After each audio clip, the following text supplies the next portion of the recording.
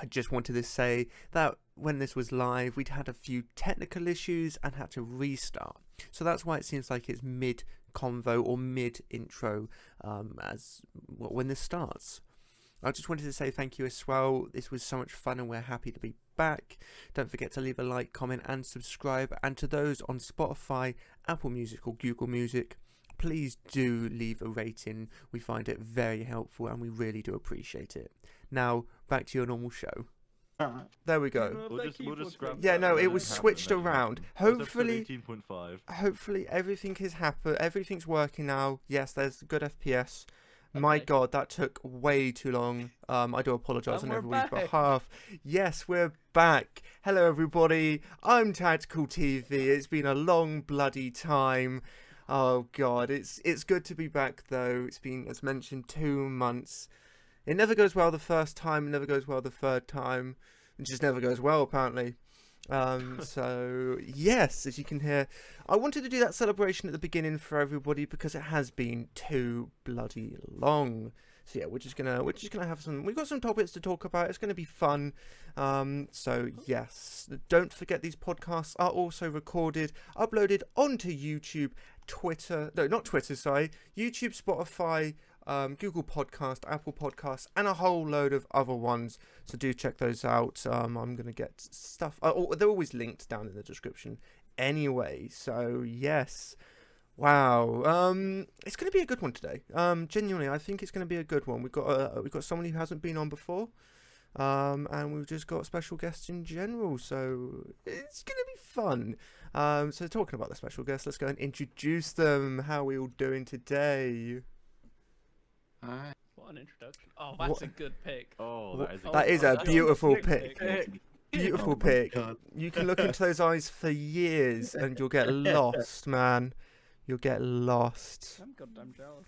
So yes, we're introduced by the wonderfully, we're joined by the wonderfully talented people here today. Thank you again so much for coming on, as always.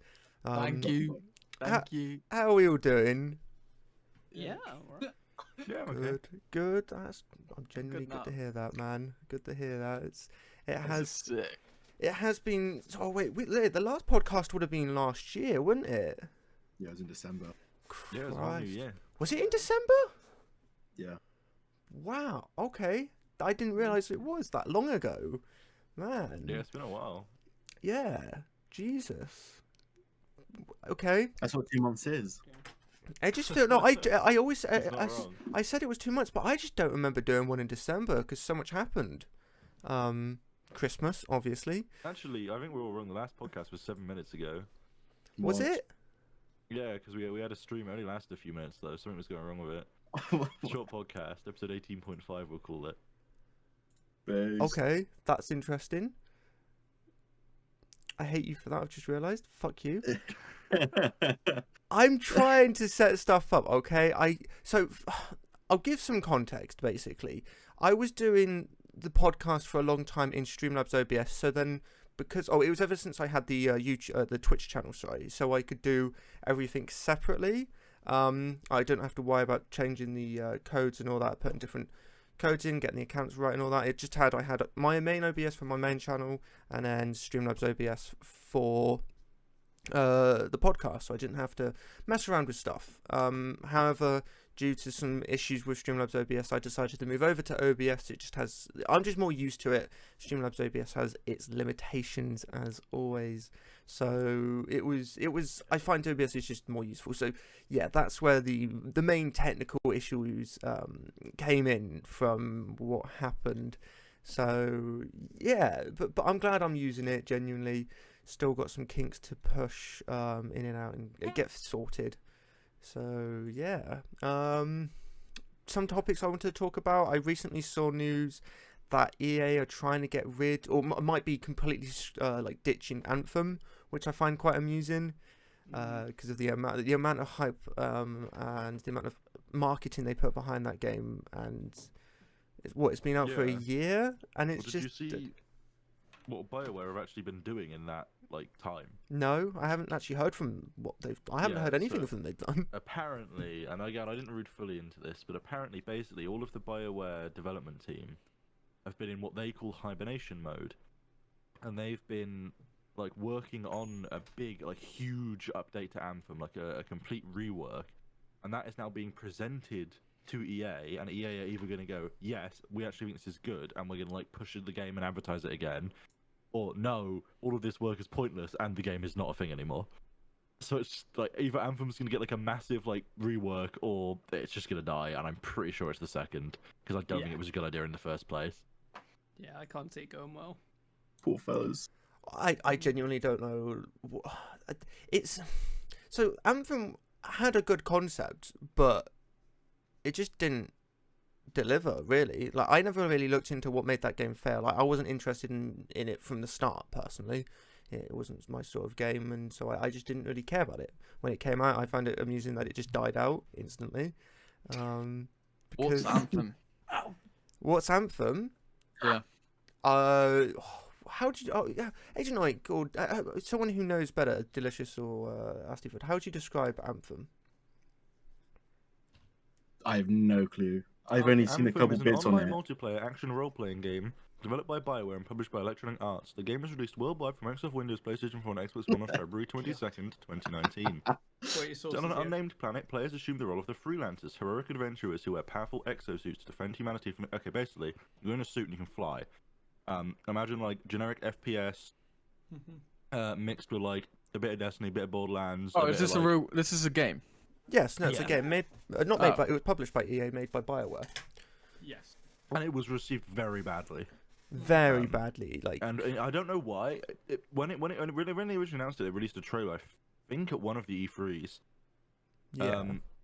And it for some reason then got like I'm going to call like a medium to positive reception, where people were like not sure about this, but it looks like it could be good, which blew my mind away because that trailer was awful. I think it's one of the worst game trailers I've ever seen in my life, and I genuinely have no idea how anyone was inspired and excited for the game. Like the voice acting was just horrifically done. Like just everything about it was bad. It was a bad release, Oh, okay. in my opinion. Yeah, I think that it's just the whole situation because the game wasn't even finished, was it? It wasn't a full game when it came out, as far as I'm aware. I don't know. Or it was very limited, and it just felt limited. Or sorry, from what I saw, it looked limited. Okay, I think they launched with what they intended, not like they launched early access or anything. Okay. But I'm not sure that the features were what people were expecting. From what I heard, the actual gameplay itself, like the way that you moved around and the actual shooting mechanics, and to an extent the story were all right. But everything else in the game is apparently a massive letdown, with the open world being very empty and just not full of anything. And then there was just like certain limitations you run into with spongy bosses, and I've heard mixed things about optimization, so I don't know. I've not played it. Oh, good I don't know point. if I any of us never heard much about the PC release. I just heard it just being a generally bad release in general. So yeah, I think it kind of that does kind of remind me, or does like bring back some memories of like I think there was PC issues when it came out. At least from what I remember, I just remember a lot of people playing it on Xbox and on console. Yeah. So I assume it was just having bad PC rep. Or Honestly, just couldn't bought it on comment. PC. I don't think I've seen any comments on it from the console perspective, which is actually quite surprising. Because now I think about it, there's probably a lot of people that were interested in it on console, considering the popularity of Destiny and Borderlands on console. That's Like, very those, true. Those sort of Yeah. games are generally very popular on console as an FPS subgenre. So I'm actually Yeah. surprised I heard less about it. But yeah, everything I heard was from PC. But again, I didn't really follow it because I just don't remember there being much hype, really. It was one of those games that was like, this is a huge AAA game that no one seems to really be interested in. And then it released and it just flopped even harder than it was already anticipated. Yeah. Which is a shame for the developers. Yeah, The first it'd time- feel awful if you put all that work into it. The first time I saw it was on one of those like Facebook pages that just pump out loads of videos. I thought, oh, it's just gonna be like some indie game that's coming out. Didn't hear anything about it again. Then suddenly Anthem's released. I have no idea what it is, so I just ignore it. And then like a couple years later, I see it and see it's the exact same game that was in that random Facebook video. So this is the article I was looking at. The typical clickbait title, Anthem's Day may be numbered, as EA apparently reportedly decides on its fate this week. So we're going to find out later this week what's going to happen with it. Our next topic's at Mass Effect butt shots. So yeah, and Excited for those. man, it's interesting to see. I don't know. Again, the whole concept of this game just never interested me, so I never got into the hype realm of it. And I can understand. It's one of the biggest problems with games, I would say, in recent years, especially with these massive games that have been way too hyped up, is the fact that they get hyped up for no reason. I think the biggest example of this, and as much as I really want it to be a good game, Ubisoft getting the rights for... Oh, someone's going to have to remind me. What's the game they recently got the rights for? Star Wars? Yes, to make a Star Wars game, wasn't it? An open world Star Wars game. Yeah, Yeah, and Sounds everybody fine. is Not- absolutely hyped about this, and I'm like, we have no information, but one of the publishers or developers, and they've got the licensing. Nothing else. yeah, I'm not That's 'cause explicitly what they're sure gonna make though. they got licensing for Star Wars. I want to clarify that. That Okay. basically, as far as I'm I aware, what happened, just- the exclusive rights that EA had stopped. That contract ended, and now Lucasfilms is giving out individual contracts to lots of companies, and one of those companies happens to be Ubisoft. It's not Okay. like Ubisoft is now the new Star Wars developer like EA was. It's just that Oh, they're okay, making that's how a I game. heard it. So- No, I heard it the same way as Alfie. Is Disney just gave out, the licensing, and it's not the fact that Ubisoft have got. It's like, I know this is not the topic, but have got the strict licensing. It's not that it's an exclusive. It's the fact that everybody they said, oh, we're going to make it a open world Star Wars game, and everybody's like, oh, this is amazing. We have no information on it. It's more or less. I feel like it could be a Cyberpunk again, because it is a very big game, big world, big story. This whole concept of Star Wars, and so God knows what they're going to do with it in a game sense. God knows what they're going to do with it in an open world sense. But it would be nice for it to be good. It would be nice for it to be an amazing piece of media. And if they can carry on the story, even better. If they can strand off a different story or like explore something different, even better. If who knows, they might even go something like a huge sort of like EFT, just going with everything, and it just like snippets of each Star Wars story, each episode, sort of, who knows. I just don't want people getting extremely hyped over the fact that it's like, get excited, just don't overhype it, because we have no information about it. And so yeah, that's one thing that just annoyed me. But yeah, no, this whole Anthem thing's, it's unfortunate for any developer, big, small, good, bad. If a game doesn't do well, you're gonna feel shit, because you put a countless hours in it. Well, especially a game like Anthem. It is. Yeah. I would say a huge problem would be just the publishing house, and we all know what EA's like. So, The best there is. what was that? Sorry, The best there is. are you sure about that? Absolutely, 100%. Okay, interesting. Glory Just to EA. first. You can trust Jowen's opinions, as he self-describes as a CDPR fanboy, so he's got the top-rated opinions in the gaming community. So, yeah, Speaking no. of, What? Go on then. on that general topic, I honestly think one of the things that would make any no, this isn't relevant to the whatever Star Wars game Ubisoft end up developing and however it turns out, but all AAA games, I wish they would stop focusing on so much stuff that's so unnecessary, in my opinion. Like, AAA games for years now have really focused on having like a graphical wow factor and like a scale wow factor, but then often just like have like no actually good gameplay elements in them, or like they have minimal and okay ones. And it's really annoying because, like, Cyberpunk, again, I also had, like, very minimal issues. I had definitely had issues, but they weren't, and none of them were, like, game breaking. They were just more, like, funny to laugh at and that sort of thing. But, it was still, there's still systems in that game from, like, a game design perspective that just aren't finished. Like, the Wanted and Police system, it isn't finished. Apparently, it was implemented in the last week before the game was released, according to rumor, which seems entirely reasonable, because the devs weren't ready to release the game and management told them they had to release it, and that's basically what happened. Can I ask So, a quick like- question? Hmm. Who's Rumor? I don't know, it's like loads of rumor. I don't know the origin. Probably a guy called Steve or something. Oh, okay, so his name's not Rumor.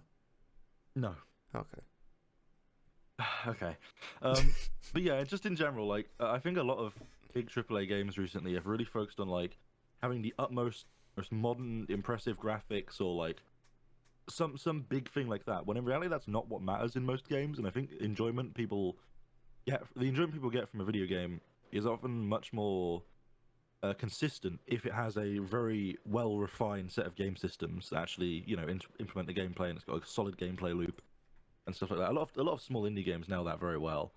I think that's why a lot of indie games have been top selling on Steam for years. I mean, like, Among Us, for like a while now. Like, Among Us has obviously been doing well. You got Dyson Sphere Program and Valheim recently. A lot of smaller, I didn't know you Dyson know, Sphere was indie. I've not yeah, I heard believe much it was about it, to second be top fair. selling when I last looked, which was yesterday. So in global, they're pretty impressive.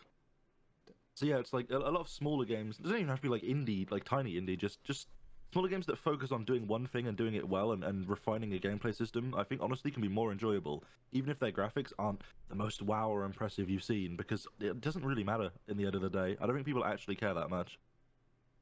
Yeah, no, I'd 100% agree. And I don't. I think it's also a big. I don't know if, like, kind of backing onto what you were saying, is like, what indie games do really well, at least the ones that sell well, like, or the really small ones I'm talking about, like Among Us, is they don't promise out of this world shit. Like, you're getting what you're paying for, and they just work on it and add even more. Especially games that people, if they love what they're making, they're gonna put time and effort into making it even better. Phasmophobia is a great example of that as well. That's constantly getting updates to fix bugs and to add stuff. So Interesting you should mention that. We were playing Phasmophobia yesterday, and I ended up looking at, like, Steam discussions, and it went on to reviews. And because I've been... So this is if you're in the beta branch, the game is updated, like, every couple of days. And I wouldn't even say it's mostly, like, small stuff, like fixed a No. graphical bug. They are often, like, changing and balancing mechanics. But that's kind of a thing. There are bugs that have been in the main game now that I completely forgot about because I've been in beta for so long, that people are, like, still leaving negative reviews about. And I don't know. Like, it's great that it's getting updated so much, but I think they need to push a bit more, perhaps, to the, what's the term for non-beta? Public release, I guess. yeah, Yes. I guess. I haven't really played Phasmophobia since. Well, I haven't played it before. I haven't played it probably since before Christmas. That's gonna change very soon, unfortunately. So I think people still have a bad image on early access in this day and age, because there was a time, and it's getting a little bit better, but it's still not where it should be, where there's so much junk coming out that is just either a cash grab, or just 2 updates later they give up on it, or they just fell out of love with the game. And it's unfortunate, but it's because of these, we just get so many games just lost into the ether, like, just go nowhere. It's unfortunate, to be completely honest. But no, actually, Agent Oink mentioning these different games, are there any new games, or be it indie, be it AAA? I can't think of any ones that have come out recently, but are there any new games people are interested in? Trying to think what's come out recently. Because the only one I can think of, you mentioned, what was it? See how long it takes them to get the name right. No, it's Valheim or something like that. Yeah, that's the one. Oh, well, he got it. What was the other one you said? Dyson Sphere Program. Dyson Sphere. Yeah, that's it. I saw that come out on Steam. Hit the top page. I haven't looked into it, but it looks like a really well polished game in general, to be completely honest. Very excited. I might get that. There are a lot of games I'm interested in getting, but money, I guess. Money's always the Money. issue. So Yeah, I think honestly, as much as the past little while has been obviously pretty bad in the general overall history of the universe, for games that have released recently, as much as it hasn't been like the highest content of high quality games, there have been some decent ones. Like Phasmophobia is a small indie game that released. It's a really good game. It has its problems, absolutely, but it's a good game. Like Dyson Sphere program, you know, Valheim, the recent popularity of Rust, I think credits to the development work that's gone into that game over the long time. That's pretty mad how Rust has come back. Yeah, it shows a lot of like you know, people aren't just interested in like seeing like in my opinion anyway, aren't just interested in seeing a new thing, like a good consistent bit of development on a, you know, I mean Rust's been out. I don't know when it was in early access, but it was out for a long time. But it's quick similar to question- like there's a few games making a comeback. Oh, quick question. So yeah, Rust coming back is decent. Minecraft always comes back in different forms. And what's the other one? I can't think of it now. Damn it. But is anybody aware of what current game he's working on at the moment? Because I keep seeing tweet about it. Who? Oh, Gary Newman. Gary. Yeah. Oh Oh, yeah, Pokemon 2. yeah, Is that like What- what it is? Yeah, basically. yeah. It's Source not Engine 2, not but called Gmod. Gmod 2, but it is basically Gmod 2. Oh, cool. Because I seen he's like, it looks like just it just looks like a random fun game, but he just keeps tweeting about it. I haven't looked into what it is. Damn it! I've just realised Corporal put it in chat. No, I just found Yes. it on Steam as well. Yeah. Oh Released yes, recently. Yes. someone was Yesterday. telling me about this yesterday. Oh, Oh, man. damn! I'm I behind the could, times. I man. found Corporal. I don't mean to like interrupt the discussion or anything too much, but Jaron, did you say that you disagreed with me earlier on like the games and stuff? Because I'd be interested to hear your opinion. Like you kind of got cut off a bit, I think. What about what? What would you Like say? I think I the just AAA games being released and how I think like gameplay systems being refined is more important than like having the Yeah, biggest yeah, wow no, factor in graphics. I agree with you. I think I just got Okay. cut off. Sorry. Yeah, so I was wondering. I didn't want to cut you off or anything. That's right, bud. Okay, yeah, that's fair. Yeah, I called? I know. On a similar topic though, CDPR was actually hit with a ransomware attack 11 hours ago. Oh, I don't know if any of you have seen about that. But Okay, they've been can quite I- epically because- pwned. because we love hearing me be a failure. Is this the thing where some is this thing that happened? Is this related to it? Because I saw an article saying that some of Cyberpunk and Witcher 3's code got stolen Yeah. by hackers, and something else about their HR team potentially. So Oh, I didn't hear about that bit. it's obviously tough because when a ransomware attack happens, it's obviously internal to the company, right? So what CD Projekt chooses to tell us is obviously up to them. So we're not necessarily going to get every detail, or maybe they will give us every detail, and you can't really know. And separate to that, also the ransomware in this case left a document, apparently, that they post on the Twitter, which is really It's a amazing because it notepad just file. it's a notepad file that just like opens with "Hello CD Projekt, you've been epically pwned," which is just such, if that doesn't become a meme, you know, I don't know what will.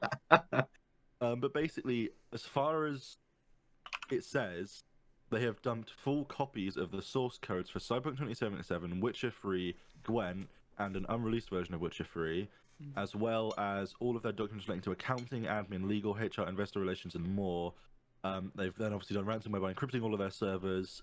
Note that they'd be aware that their CDPR can probably recover from backups, and that if they don't pay, they will leak said source code and documents to games journalists and other people across the internet.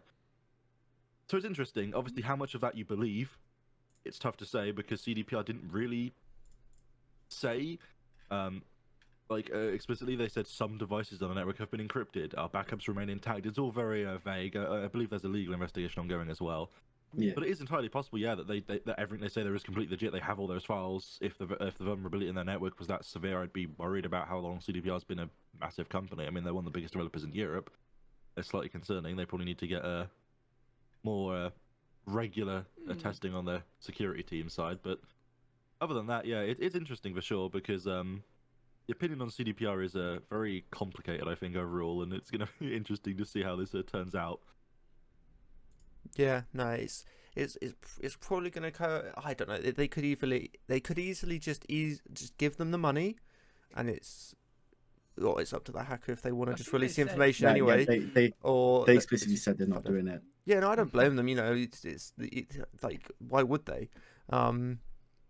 So yeah, it's gonna be interesting. It's probably gonna take a few weeks to a few months. Really depends on how determined these hackers are and how determined CD Projekt are. But there is some really important information there. They definitely don't want to get public. And overall, there's a lot of stuff we don't want to. They don't want to lose in general. So yeah, it's unfortunate. I was just looking at PC Gamer for other news articles, two of which are quite related. When I posted in the Discord the other day, so. No, you carry on. That. Quickly interjecting back. Guys Mod 2 is called Sandbox, like that.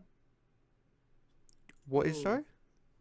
Guys Mod 2 is called Sandbox, like that. Oh, cool Ooh, name. That's horrible. I like that. I really like that. What's wrong with that name? When you were, because I've been seeing his tweets, but I wasn't sure. I wasn't aware if it was going to be like another game or just a big update, and then calling it to like what game did that? Was it Overwatch? Did they do that? Well, kind of, but it is technically only like a separate client and download. Probably, as far as we know, they haven't really said, but that's what the assumption is. So. Yeah, I thought it was going to be that sort of thing. I didn't know it was going to be No. a full other. So is Yeah, it going to be the Scream, yeah. same sort of like, there's RP servers, there's sled build servers for the sake of arguing, there's TTC. Yeah, from what I understand, he's just building code to, like, use the wow, what's it called? Fucking Source 2? Source 2, but Hmm. you can interject other engines into it as well, or something like that. Okay. It's just like Sandbox is literally just like a master code for you to be able to use like other things in it. There's not really much known about at the moment. Okay. It looks interesting at the moment. It looks like it's going to be just a fun game. If he can make it anything like Gmod and the community can get onto it, and it has the sort of support Gmod had, I think it would definitely be an interesting take on a sort of like next gen, I guess, version of Yeah. Gmod. More solid, less glitchy, I guess. But then I suppose that's half the fun in Gmod, isn't it? Is just how glitchy it is. But so there's two articles here that I found interesting. It kind of goes. So I want to avoid talking about VO as much as I can, because I've probably spoken a good 6 hours on about 4 podcasts about VR and how much I like VR. But these topics are UK politicians' efforts to outlaw PC components reselling against Steam, which is good news. In general, the whole scalping issue that happened earlier that year, or earlier this year. Important to note, it is the reselling of PC components at a significantly inflated RRP, not just the reselling of PC components being banned at all by UK law, because that would be absurd. Which was just a big issue. And it's unfortunate that they can't really. I suppose I doubt they will, but the whole new next gen issue was the worst about it. I think that's what really caused a lot of issues recently about scalpers. Absolutely. Because what was it? It was estimated they made something like 50 million on the PlayStation 5 scalpers, which is just stupid. And the inflated prices they were asking on eBay and other websites was just ridiculous. Caused a lot of issues, especially around Christmas, for families.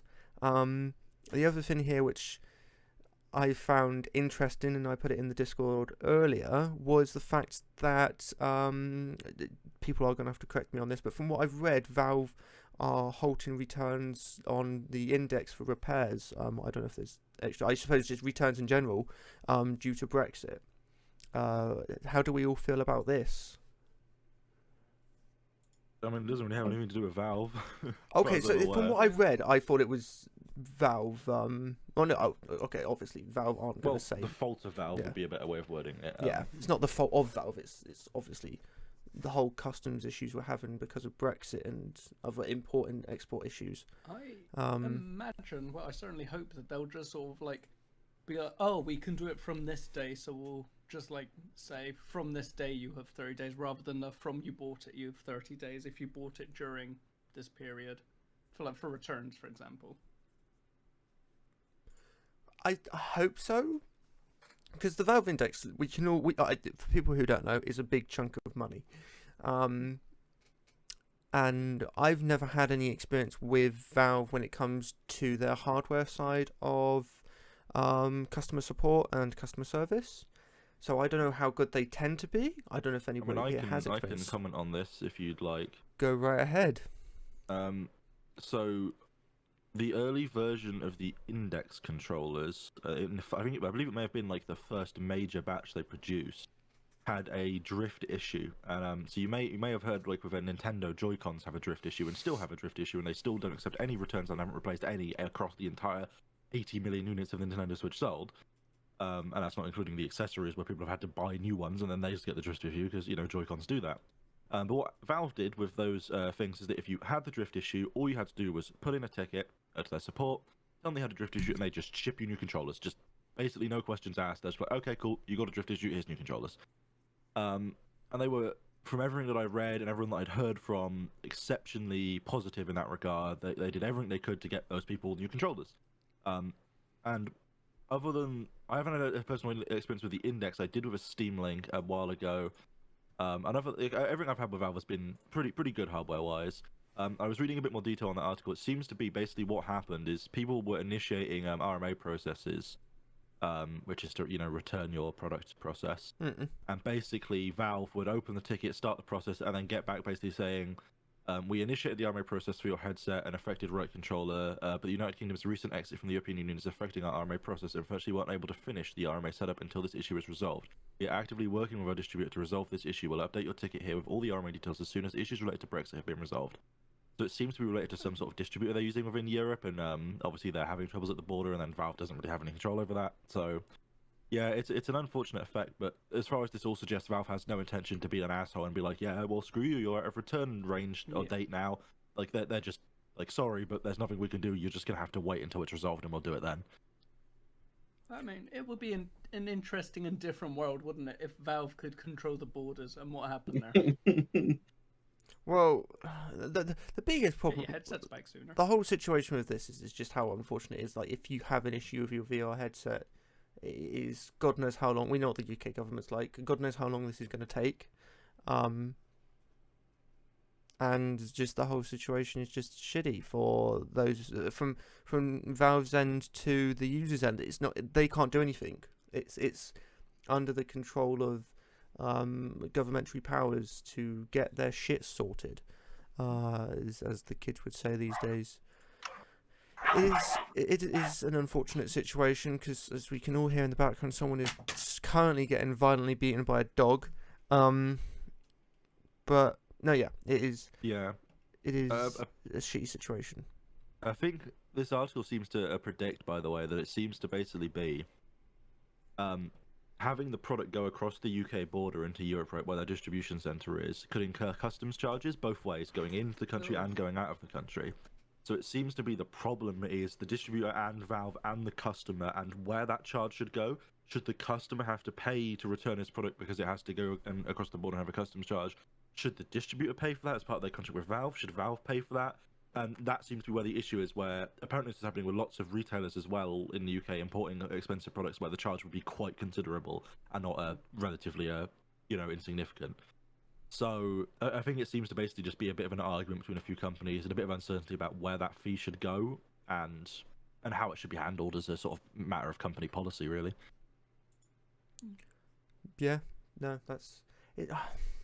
Man, I just feel bad for it. Like, if a certain someone who's getting a Valve Index, if it was to break on day one, I wonder if that's gonna cause any issues with sending it. I doubt it, but no, I don't think so. As far as I'm aware, Valve is still sending. As far as this article suggests, Valve are still shipping to the UK, although it does explicitly mention that Valve hasn't made any explicit policy statements on how this is going to happen, so it is entirely possible if you ship a $1,000 package of a Valve Index to the UK, you could be hit with a 10 to 20% customs charge.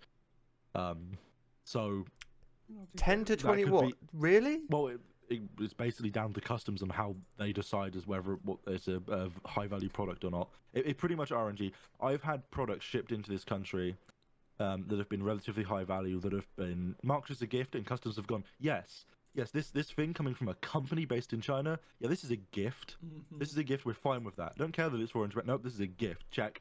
And it goes through, and there's no customs charge. I've also had them charge me a gift on £20 items.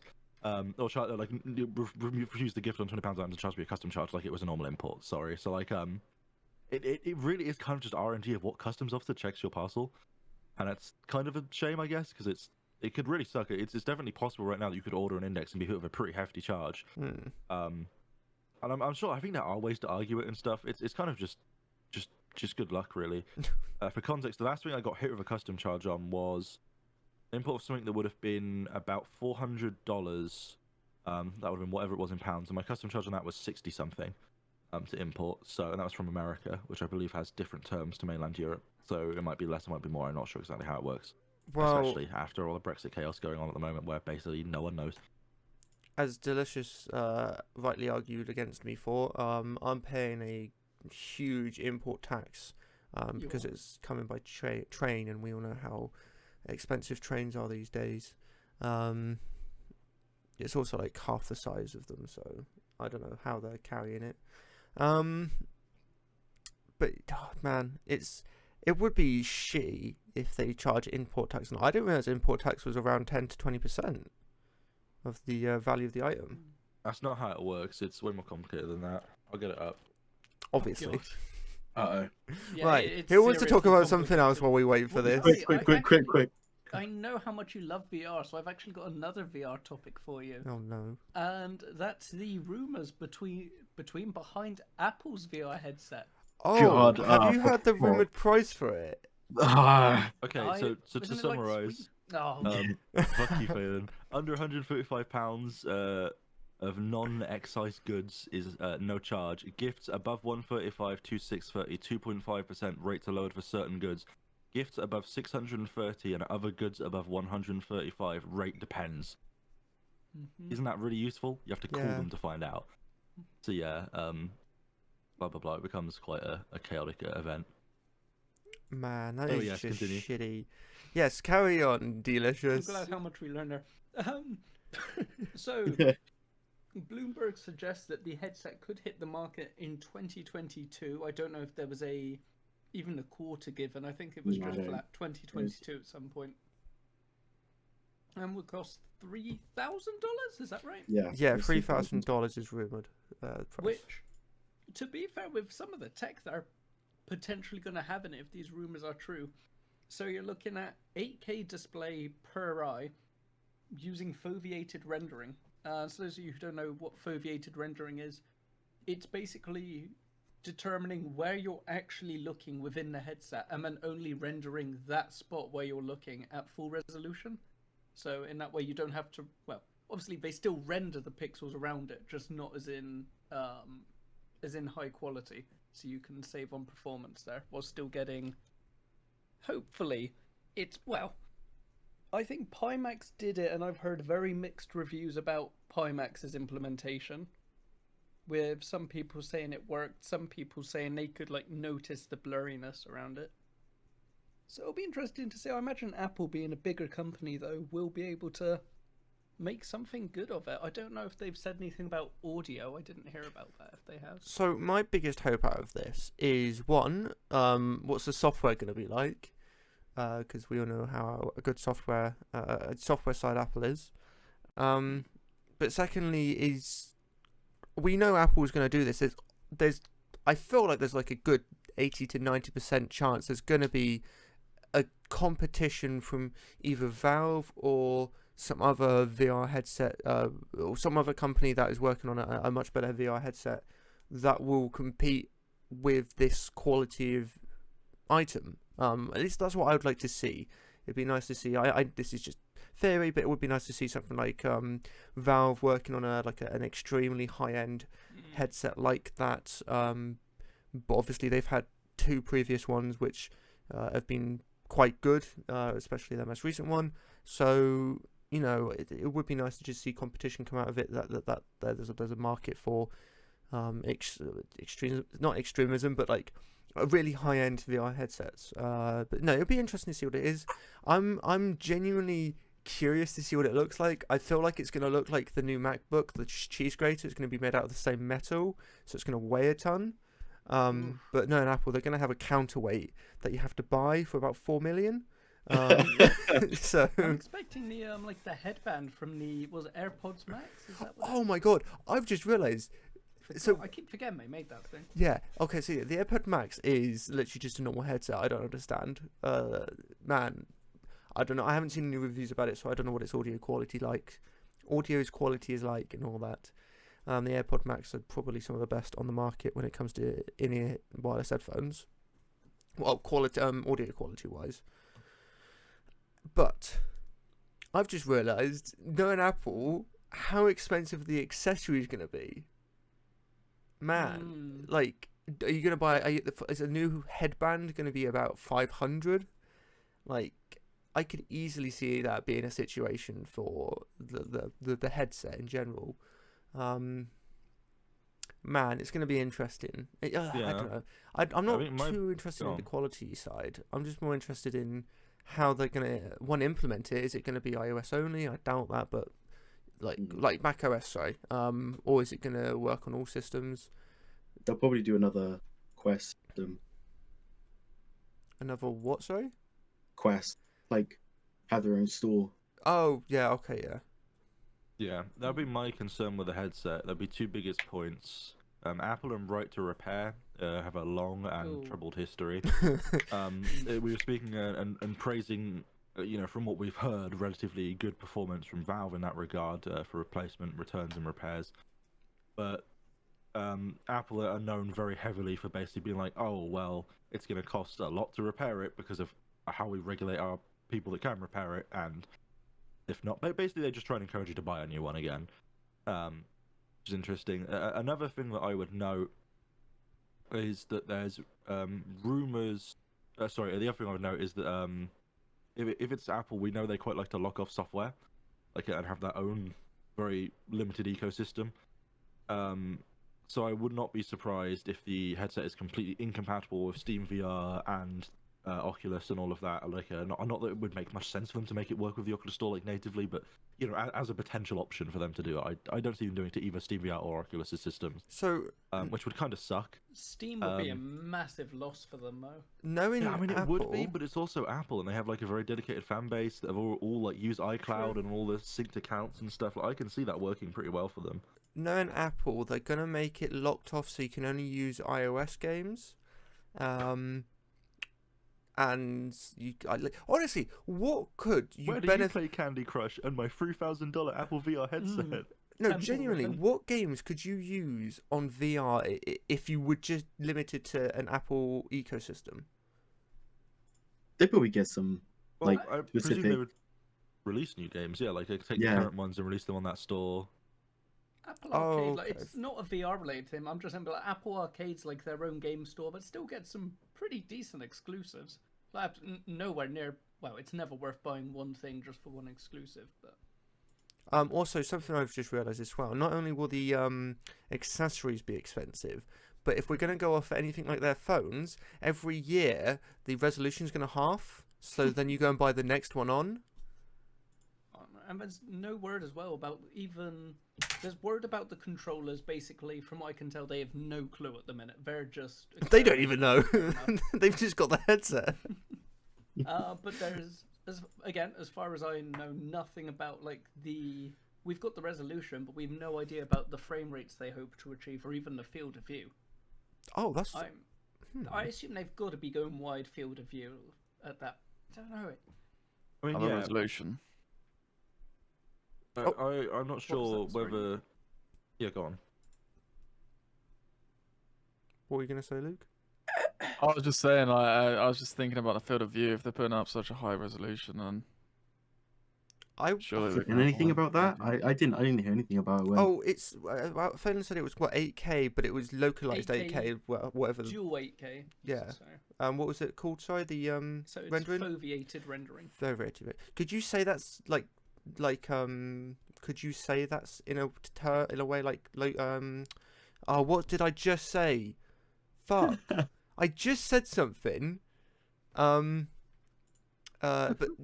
no, still, like, yeah, 8K. Like, I don't know, if they were going to do Viviad, I would have thought the field of view would have been better, like higher.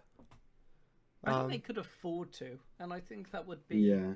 like, whilst the original, and to an extent, some headsets are still going for, is it 90 or 100? It's 110, isn't it? That's the default. Like the low end Yeah, I think default, it's- like yeah. your Oculuses and your Vives. What, I what, think what, that's doable, but all of the more recent headsets have been a wider field of view. That's the one. Would you actually need to run this other headset that I'm bringing up? No clue. at the Don't know. moment. Yeah, We all we don't have know. is just a rumored price point and resolution. These rumors came out very recently. Yeah. Yeah. Another thing I wanted to say was, do we have any idea on screen size, or is it just resolution? I think it's just resolution. At the It's moment. just It's resolution. resolution, Okay. but at the point that it's 8K, if they can fit it into a VR headset, it's not going to be Yeah. very big anyway, so I wouldn't be. Just use two Sony phones. They're 4K anyway. I see what you're saying, yeah. But Um, what hertz rate is the index again? 90. the index is up to 144 hertz. It defaults to 120, but it can run at 144 hertz. As far as I'm aware, I don't know if they actually give this warning in Steam VR, because honestly I can't remember, 'cause it's been so long since I changed it. But I think there's somewhere in the terms where it says the headset is designed for 120, running at 144 hertz could reduce the lifespan. But again, as far as I've heard from reviews, no one is really having any issues. Obviously, the index hasn't been out for an extended period of time. People haven't got a 10-year review of the index, so you will have to wait and see. But yeah, I definitely say my biggest concern with any modern VR headset that comes out with a big standing point of like, hey, we've got dual 8K screens, is that no matter what method you do that, even if you somehow could render native 8K on both of those screens simultaneously, which would be pretty much impossible with today's standard consumer hardware, but just say you can, or if you use different rendering methods to try and reduce that load. My biggest concern from using different VR headsets is there are two key factors to making VR a better experience: FOV and refresh rate. Yeah. Resolution is not as important as people give it credit. I would much rather have a lower resolution headset at a higher FOV and a higher frame rate, where I can look around and feel, way more immersed, because I'm going to be dealing with way less, stutteriness or sudden lag spikes. If some VR games are quite susceptible to, very sudden high latency for like a split second on one frame time, and then continuing as normal. So the more you can smooth out that experience, like the biggest improvement for the index for me coming from my Vive, even though the resolution isn't particularly different, was literally just the hertz rate. Like the resolution is not that big a deal, or it's not as big a deal as people make it out to be, in my opinion. I think it's still important and impressive, but I would be much less interested in this headset overall if it just came out it was like 60 hertz or something, which would be awful. Yeah. But that is a thing some headsets have done. They've gone for a higher resolution and dropped the hertz rate way down, which is just a stupid decision in my opinion. So people know how. So people know we all. We know what we're talking about. Why don't we all just quickly say, because of a recent change, we all now have a different VR headset.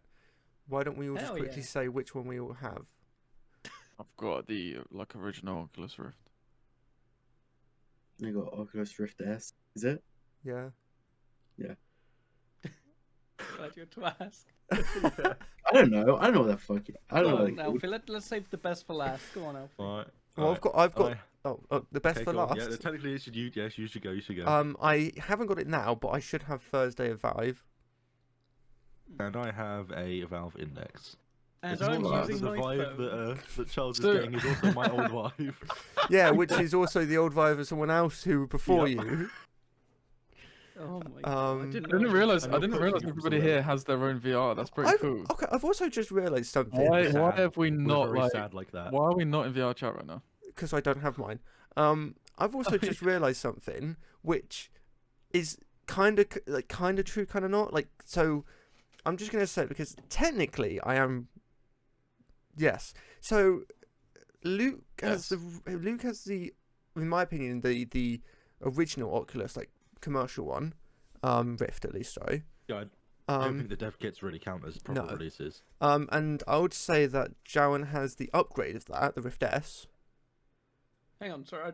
There is a different like there There were is dev differences, kits yeah. of the Rift, and then there was the Rift, and then there was the actual Rift, and then there was the Rift S. I'm just Yeah, saying. yeah, I there know. was a But what I'm step saying is, I would say that Luke has the like original commercial Rift S. Oh, sorry, Rift. Sorry, and Jan has the upgraded version, which is the Rift S. Hmm.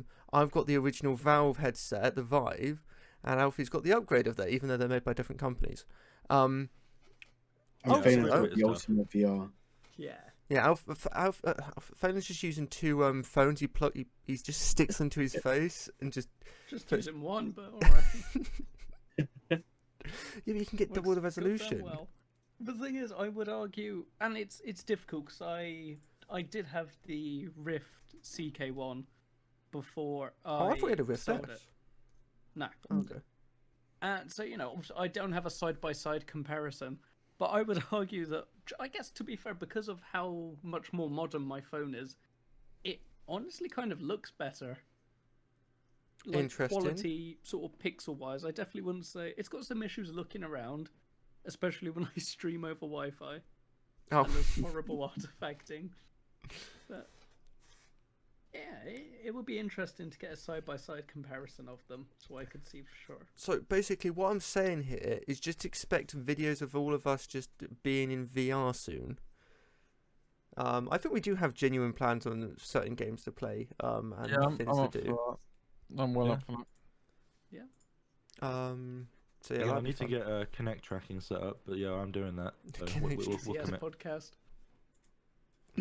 Oh, imagine that. What was our plan yesterday to do it in? It was to do it in Desert Bus, Mm. Oh, Yeah. God. which is I think the best idea. Is that Xbox Connect tracking? Use an Xbox Connect. Yeah, Camera. so to get body tracking in VR, right? So it tracks your arms and legs. There's multiple different methods.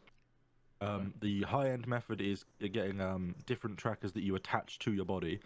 So like Yeah. the traditional way of doing this would have been like quite commonly with the Vive because that was integrated into the Steam VR ecosystem, and the Steam VR ecosystem makes this very easy to do.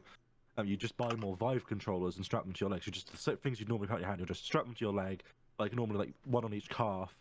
And then it can sort of extrapolate the position of your arms if you then put another one on your chest because it knows where your hands are, knows where your chest is, so it can pretty much figure out where your arms will be connecting to your chest. Yeah. And then you have like full body tracking in VR, so you can actually like kick a ball and it will kick the ball in a game and stuff like that. Now they actually HTC sell what's called the Vive Puck, like by the community, but it's officially just called like the Vive Tracker or something, I think. Which is basically just like a small tracking thing, but rather than it being a full controller, it basically just serves the purpose of being tracked. You charge it up, you slap it on your leg, and you can do that. But a cheaper way of doing it is just using a Kinect. You can get a Kinect, and the Kinect obviously could track the position of your body, and then I can't remember the name of the software. I think there's a couple of them. You can plug those pieces of software into Steam VR, and it will forward the data on where your body is. So as long as you've got a good visibility to the Kinect, so on like the tracking system, it doesn't have like quite as complex like hiding behind objects and stuff that you might be able to do if you have a good base station setup. But yeah, you can get your body to track in like VR chat by doing that. That's pretty cool. That's pretty sick, to be fair. And Can you do that with? Do you have to have the index for that? No, you can do any Steam VR compatible headset. Should be able to do it. I'm not sure how the ecosystem works on Oculus. I believe it can be done. I just don't. I've never owned Oculus and I've never worked with their software, so I don't know how you would go about getting the extra trackers set up. But I believe it's doable. If not, you can get Oculus just to work with Steam VR anyway. So yeah, it should be good. And for those 4 people doing it the same way as Phelan, using your phone, what you can also do is there's a piece of software that allows you to connect 4 phones, and you just stick them to your limbs, and they track. I'm not kidding. The actual tracking recommendations from the community forum I'm on for the software I use to run it on my phone is generally use the Xbox Connect. I think the other one was like the PlayStation Eye, but people just use the Connect. Oh yeah, don't use the PlayStation. If I'm not wrong, the PlayStation Okay. Eye uses lights to track. That's how it does the VR in PlayStation. It uses light points, not Ooh. tracking points. Yeah, I would Well, definitely use the typical tracking Xbox Connect system. Yeah, that uses a whole bunch of other.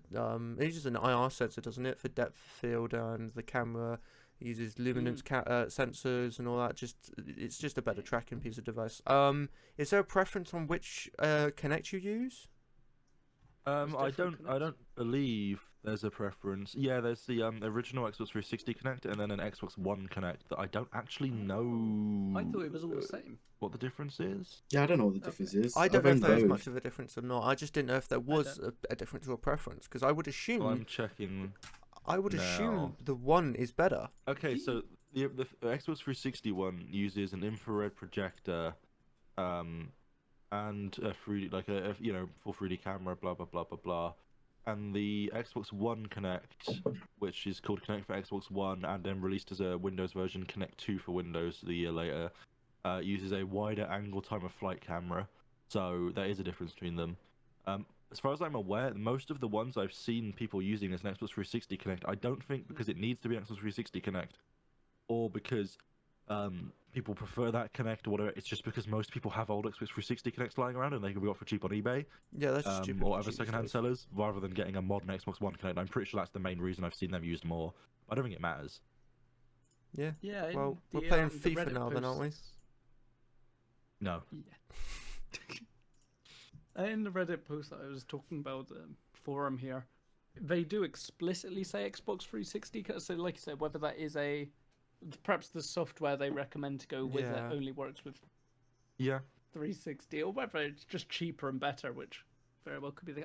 I tell you what, whilst that's going on, I'm gonna have a look for Connects and see how much they are nowadays. It's gotta Alright, be I like got- £5. I've got two things. Oh dear. One is a recent thing. With the tracking, there's a recent thing that's coming out. called- £13. Tundra Tracker. It's apparently supposed to be like a Vive tracker but smaller, and it's going into Kickstarter soon. I haven't heard much about it, but it's something along the lines of it. Because it's just smaller and lighter and it holds more power and it holds more battery. There's Yeah. not really much that's known about it, I think. I've heard a bit about it, but I'm just not sure. Yeah, I just opened up their website. Again, like you say, it seems to be just sort of early. They're going Kickstarter soon, but yeah, it looks interesting for sure. I It is think just like a mini version of the Vive tracker.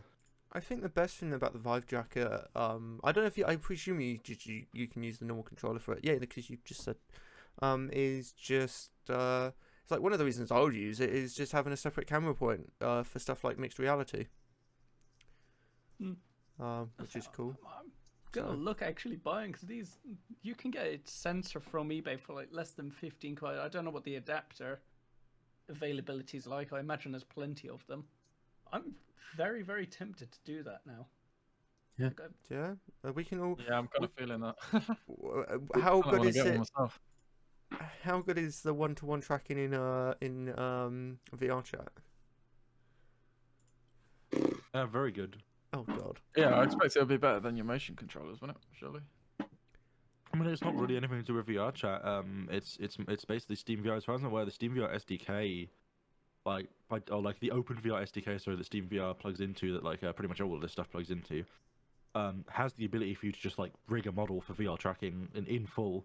So I believe with VR chat, you have to load a model that is rigged for that, which not all of them are. But as long as you do, then Steam VR just inputs your leg is here, and then your leg will just be there, and there's pretty much nothing more to it than that. oh yeah. All right. It's going to be a lot of fun. The second one that I would talk about is with Valve and VR. Is their recent like partnership with OpenBCI to get brain computer interface VR. Yeah, that's something they've apparently been very interested in. I haven't heard Yeah. about this. I've not. Yeah, I don't know how recent it is. It's pretty recent actually. That yeah, they've teamed up with OpenBCI to actually get BCI VR in early 2022. BCI Yeah. VR. What's Brain okay. computer interface. Oh. So this is something I heard. This is when was this? This was like, well, kind of in mid last year. So this would have been a year before. Wow. One of the most recent proper interviews with Gabe Newell.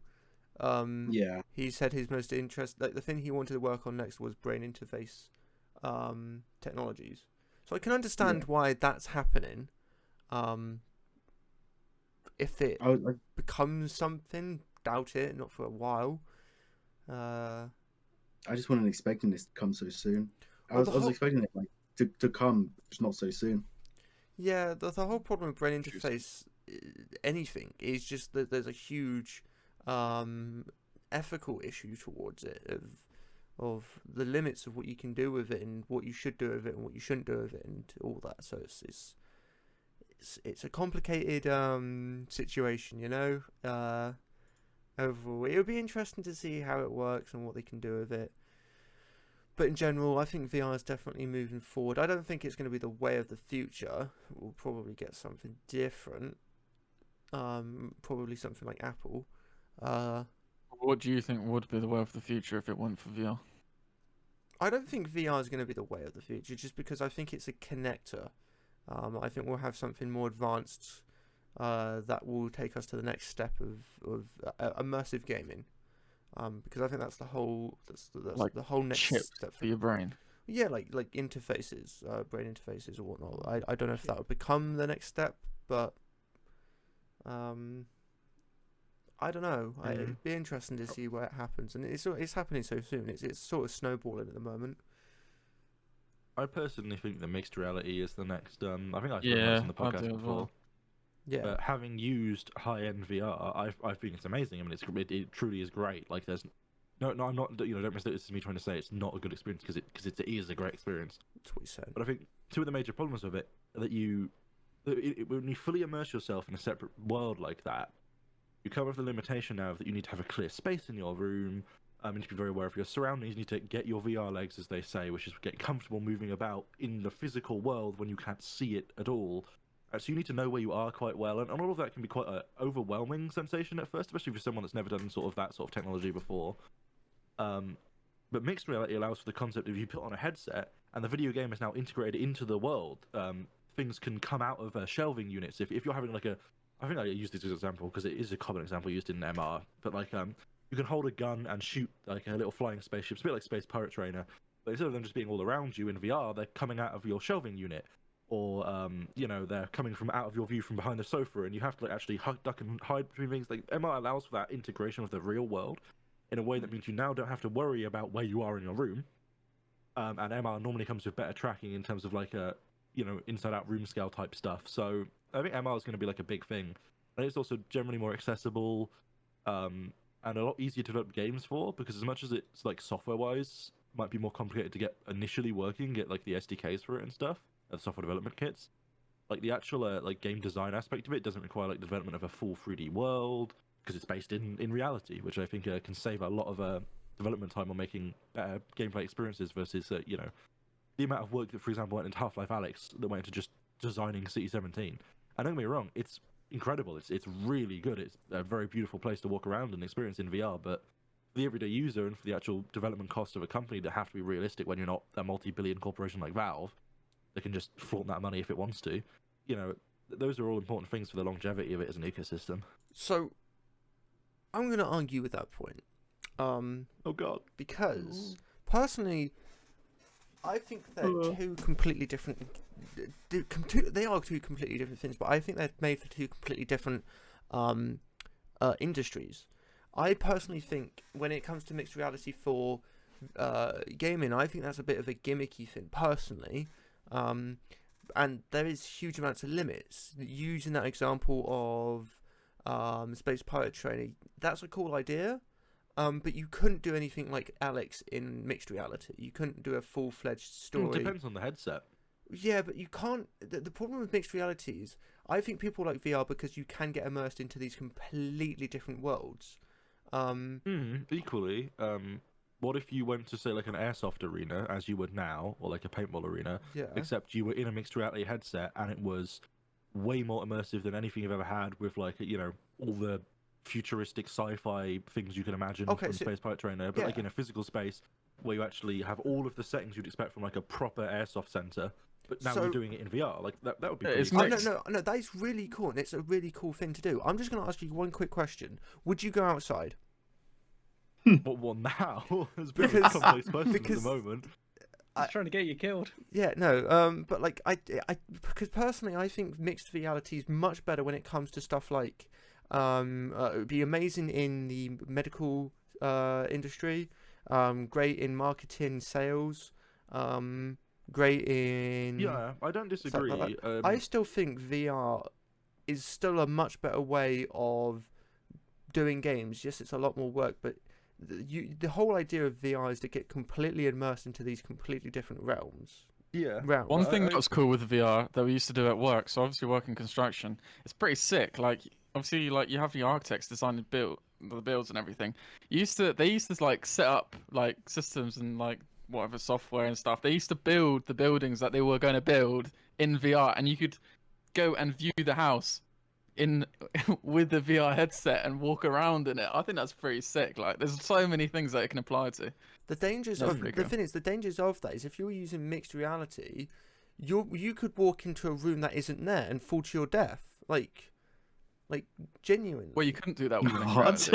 reality. What? If you have some very badly implemented mixed reality, maybe. Also, what if you have mixed reality where it's like hide and seek and you accidentally go into the toilet Oh god. that for some reason your mum hasn't locked? You know, you're gonna have issues. You sound like you're Um, talking from experience. Some weird I nightmares, see you that guys. part. This is, yeah.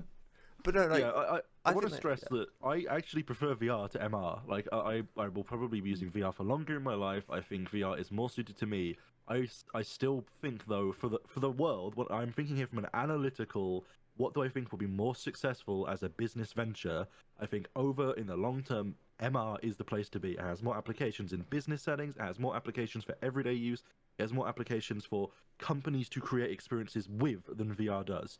Right, creating a company around providing VR experiences is way more expensive and way more complicated and way more limited than MR can be once we get the technology up to par with VR as it is today. I still think VR is more for me. I agree that I think it's better. It's a more a cool technology overall, but I don't. You know, if you ask me which I think is going to be the more successful venture, like overall in businesses in 50, 60 years time, I would say MR is probably going to be more successful. the thing is, if you're talking about it in that sense, 50, 60 years, MR will probably just be the daily norm, like in glasses, like what Google, like the Google Glass. Maybe. It'll probably be implemented into something like that instead of it being its own thing, where you could go to your job and or like you could go shopping and instead of saying, oh, how's this bed, you would just have MR built in where you can just browse loads of different sort of things and then just order it for it to be delivered, sort of idea. I don't think like there'll be as everything, there'll always be a transitioning period where you're going to have I mean, stores where they have MR in it, and then it will come to a point where it's just in everybody's phone or everybody's glasses or whatever the we use. ultimate idea would be a headset that can transition seamlessly between MR and VR. If you could achieve that, and I'm not going to claim whatever technology you would do that by, like, you know, that's obviously something that's probably quite a bit off to be implemented smoothly and seamlessly, and not just in theory. That would be the most optimal situation, because then, for example, like Luke was saying, you could go to look at purchasing a house, and or you know, to have a house built for you through a contractor or something like that, and they could knock something up quickly. You know, they might have a few presets or something on some software. No, not like that, not that sort of builder. And you'd put the headset on, you'd get to walk around your house, but then on the fly, you could implement MR aspects of it, for example, and they might have an example room or something that's a similar size, and you could actually physically move things out and place things in the room and design that, or maybe you could actually place things and build stuff in it in like a warehouse area. Like, there's loads of ways you could implement the cross between VR and AR. They did MR, with the sorry. VR. They had multiple layers, which was really cool as well. So like you could strip back certain things, so you got the full thing. This is still like VR as well. Yeah, I think it's pretty sick. I don't really. Yeah, what's MR? Mixed Mixed reality. reality. Mixed reality, right? So So, that's you're still walking into a imposing room, you see virtual everything stuff on normally, the but world. then right. So it's just like a mixture of the two. Normally, it's done right now by having you able to see through like a screen and then projecting onto that screen. Like So, Pokemon Go. Yeah, kinda. That's normally AR where you insert it, but more like in a headset. So you'd have a headset on, you could see like your room in front of you now, but then stuff could be placed in it in 3D space. Or it could adjust how something looked, like like say you had a picture on the wall, it could overlay pixel for pixel that picture where you'd see that picture with like a different picture, and then that looks like a different picture as far as your brain is concerned. So like an implementation in like that construction side of things could be, you walk in a room and like you're unsure about like something as simple as, where do you want your power sockets to go, right? You're designing a house, where do you want your power sockets to go? So you in MR in a physical room, like a physical room the size of your room, like when your house is half built, you could use an MR headset and you could place your bed and your cabinets and your wardrobe where you want that to go, and then go, actually the most Yeah. convenient places for Housebox will be there, there, and there. Which is doable in VR. Just the difference is that you could have with MR, you could have the guy walking around and being like, yeah, we can do this or whatever. So it adds like a more ability for like real world positioning and like applications where you can take it somewhere in the real world rather than having to go to where the VR headset is set up. But I think both have their uses. That's why I think like Yeah, mixing them I don't together think would be amazing. I very much doubt that either of them will actually, like, not go forward. I think both of them have their own things that they're amazing at, and yeah, I think like mixed reality though, that does take in some. It's virtual reality, isn't it? But just in a real world. Like, I don't on know. the real world, things yeah. added onto it. I don't know. I would say the best way to describe mixed reality is what a technology. I would say it's very much like Google Glass, except from your tracking elements into the world, and then just projecting them onto an element that you see through. Keep thinking about Glass was Pokemon more Go. just like an overlay. Yeah, but what I mean is Google Glass. It's like Google Glass, except from your tracking those elements into your world. You're placing them into a world. You're not rendering those objects physically on a wall. You're rendering them onto a screen to look like it's on the wall, as you described. I think my genuinely what I've been thinking this whole time is I really hope in that world you're talking about where you could have VR that could transition to mixed reality, is the headset still like the way they do today? So you just see people walking around homes with these big boxes on their faces, as you just got That'd be someone amazing. talking. That would be just phenomenal. Also, I know it's a very weird thing to jump back, but I do want to just make it clear for anyone that is interested. As far as I'm aware, the main software people use is Driver for VR, and that software supports Xbox 360 Connect, Xbox One Connect, and other individual body trackers like Nolo VR, which appears to be some sort of weird Chinese brand of trackers or something. I'm a bit unsure. The website's all in Chinese, so but it seems to be like equivalent to the Vive tracker. So it seems to support quite a lot of stuff. The motion sensors that you get with the Vive, it was with the Index. I think I was speaking to somebody on VR chat. They're like really expensive. Each one of those sensors, aren't they? They're like pretty expensive. You Yeah, can they get like can an be. Xbox Connect. Like you must get one really cheap, surely. Massive price difference. Yeah, for the Vive tracker, which is the most common one that people buy, like not, how many do you get? Is it literally just one per box? I think it is one per think box. so. Yeah, they're 119 euros each, so it's pretty Yeah. spicy. Yeah. For a full setup, that's 3 of those you need, which at that point is the price of a new VR headset. Mm. Yeah, but then again, I suppose people just The buy one for technology is camera. so good. Yeah. So yeah, I love how we've spoken about VR for what, half an hour. Well, like you said, you love it, right? I It's your love it, favourite yeah, topic. and I can't wait to use it. Oh, I can't wait for you to use it as well. I think we should all get on Faz. I think that's a shout. I We think should that'd just be get. awesome. We should use the cheat where we can get 5 people in or whatever. And Yeah. I think that's been fixed ages ago, hasn't it? I don't know. No, I think you can still get 5 in. That used to be a thing. You can get as many. When you it first modify came out, literally like a config file, and it just basically. Okay. yeah, you could get as Yeah, it many used to people be a connected, thing so- because when it first came out, if you went to a public lobby, there was like a 50% chance you'd enter a lobby with like 60 people in it because it just removed the limit, and everyone was trying to join the public lobby, and everyone was like, "What the fuck is going on here?" and just stayed. And, like the audio is just like so low bitrate because it's like a shared bitrate for the whole lobby. I have an idea. Should we make Phasmophobia? Should we do our own Phas? Because okay, so Oh, I God. spoke about this on my stream before. Agent Oink introduced me to Wayne Radio TV. You love him. Yeah. You really do. And he did a funny comedy sketch series in Gmod. I think we should do our own one, but in Phasmophobia. So one of us plays the ghost and tries to scare the shit out of the other people. Right. I think that could be quite fun. I think you could just let the ghost play the ghost, to be honest. And Ghost's pretty good at playing the ghost. yeah, I think the ghost is pretty good at being a ghost. To be honest, I get shit scared in Phasmophobia. Another one's the forest as well that I get like so scared on, like because they're just so tall. I'm looking up at these people, it's like, oh god. Oh, it's not Unless going to you be were a problem fight- for me then. I think we should do TTT in VR. I think that'd be banter. Yeah. What's that? TTT. Trouble in Terrace Town. Oh Ah, yeah, I missed didn't know you out. could do that. I like Should be Trouble in able Terrace to. Town. Yeah, Uh, as far as Pavlov I'm would aware, be your best bet. the Gmod VR mod would allow that perfectly fine. Oh, what's that? I didn't know that was a Gmod VR mod. Yeah, it's like it is a mod. It's not an official implementation, and it isn't perfect, but it works pretty well. From my experience, it's generally pretty good. Oh. I'm gonna have to look into I'm gonna have it to look now. into games I want to play in VR because I haven't really done God, that too Dark much. RP in VR. Oh no, Oh man. that's I not. don't know if VR mod has full body tracking support. The only time I've seen it used is just arm and head tracking. But if it has full body tracking support, that'd be amazing for Gmod. Oh, we need to get a golf game in VR because Just no clip, just no clip in full body tracking, and just like Superman fly through the map. Oh no, that's I'm gonna gonna be. get that that VR mod now, just because otherwise I'll forget, and I cannot go missing out on this. I should really start installing games because Try it with my phone. some of them are quite big. You might as well. Hmm. Pavlov is good. What other gun games do people play in VR? Because Pavlov My favorite is one like is my favorite. hot dogs, horseshoes, and hand grenades. Okay, Yeah, it nearly broke my fucking my We've said bloody this enough. shelf though. Like, you know, it gives me a bad taste. Think about that game when I just think about you punching it, and I'm watching everyone wobble on it. And I'm like, oh, like damn Charles, what? I was I trying to actually chuck a care. grenade, okay? You were failing miserably. I tried to just yeet it and I hit it straight down.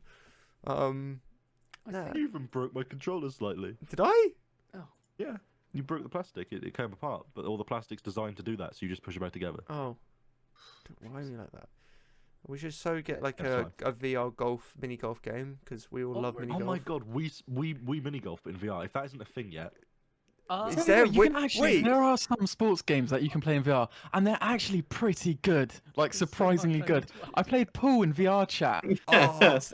It takes skill, dude. It's actually sick. So I'm there like proper trying to. I've my got a more tracking wasn't too important good, thing but- to say. There's mini golfing Wii.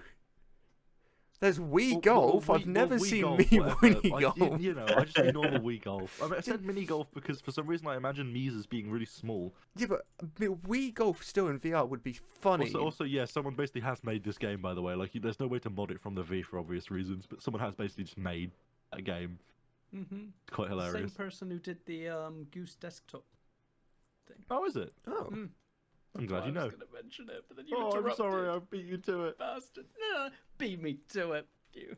I don't know what I want to play in VR now because I'm trying to limit. I can't obviously buy all the games in the world right now for obvious reasons. Look, the entry to VR is still exceptionally cheap. What are you on about? It's easy to get access to. Yeah. Oh, the lab is still, I think, one of the best entries into VR. It's a great introduction. It's not a game, though. No, but it's a great No.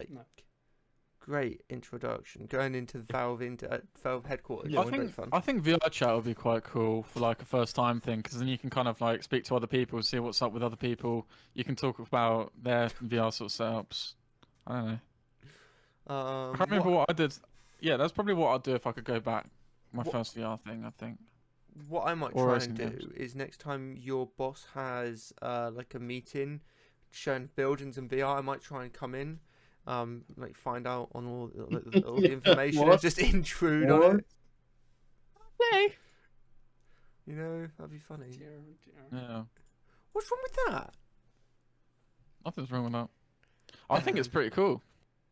That's Nah. that sort of stuff. I like that it's like getting commercially used. You know what I mean, rather than just people using it. Oh, the thing is, I know For for a games and fact things. that Agent Oink wants me to break my headset a week in. Wants you to break your headset. Yeah, Yeah, that's malicious. because Yeah, he why- wants why- he wants me to play not only Alien Isolation VR, but Phasmophobia and Outlast. Was it? No, I just said Phasmophobia and Alien Isolation. But you're Yeah. already playing Phas, so Alien Isolation VR is the main one I want to get you in because I want Oh. to see you mostly on stream. I want you to stream Alien Isolation VR. It sounds amazing Alien to watch. Isolation. Is that on PlayStation 4? I believe the base Yeah. game is. I don't think VR is because it's a mod. Because I think I've played something like that on the PS4 VR, and yeah, that was quite good. Oh, you had maybe it like does have PS4 aliens VRs. jump at you. I don't know. It might be that. It might not be that. It I might be thought it was something its completely own different that I game, played. Alfie. What, the No, VR? Alien Isolation VR is a mod because they said that it was going to have VR support when they announced the game, but it never did.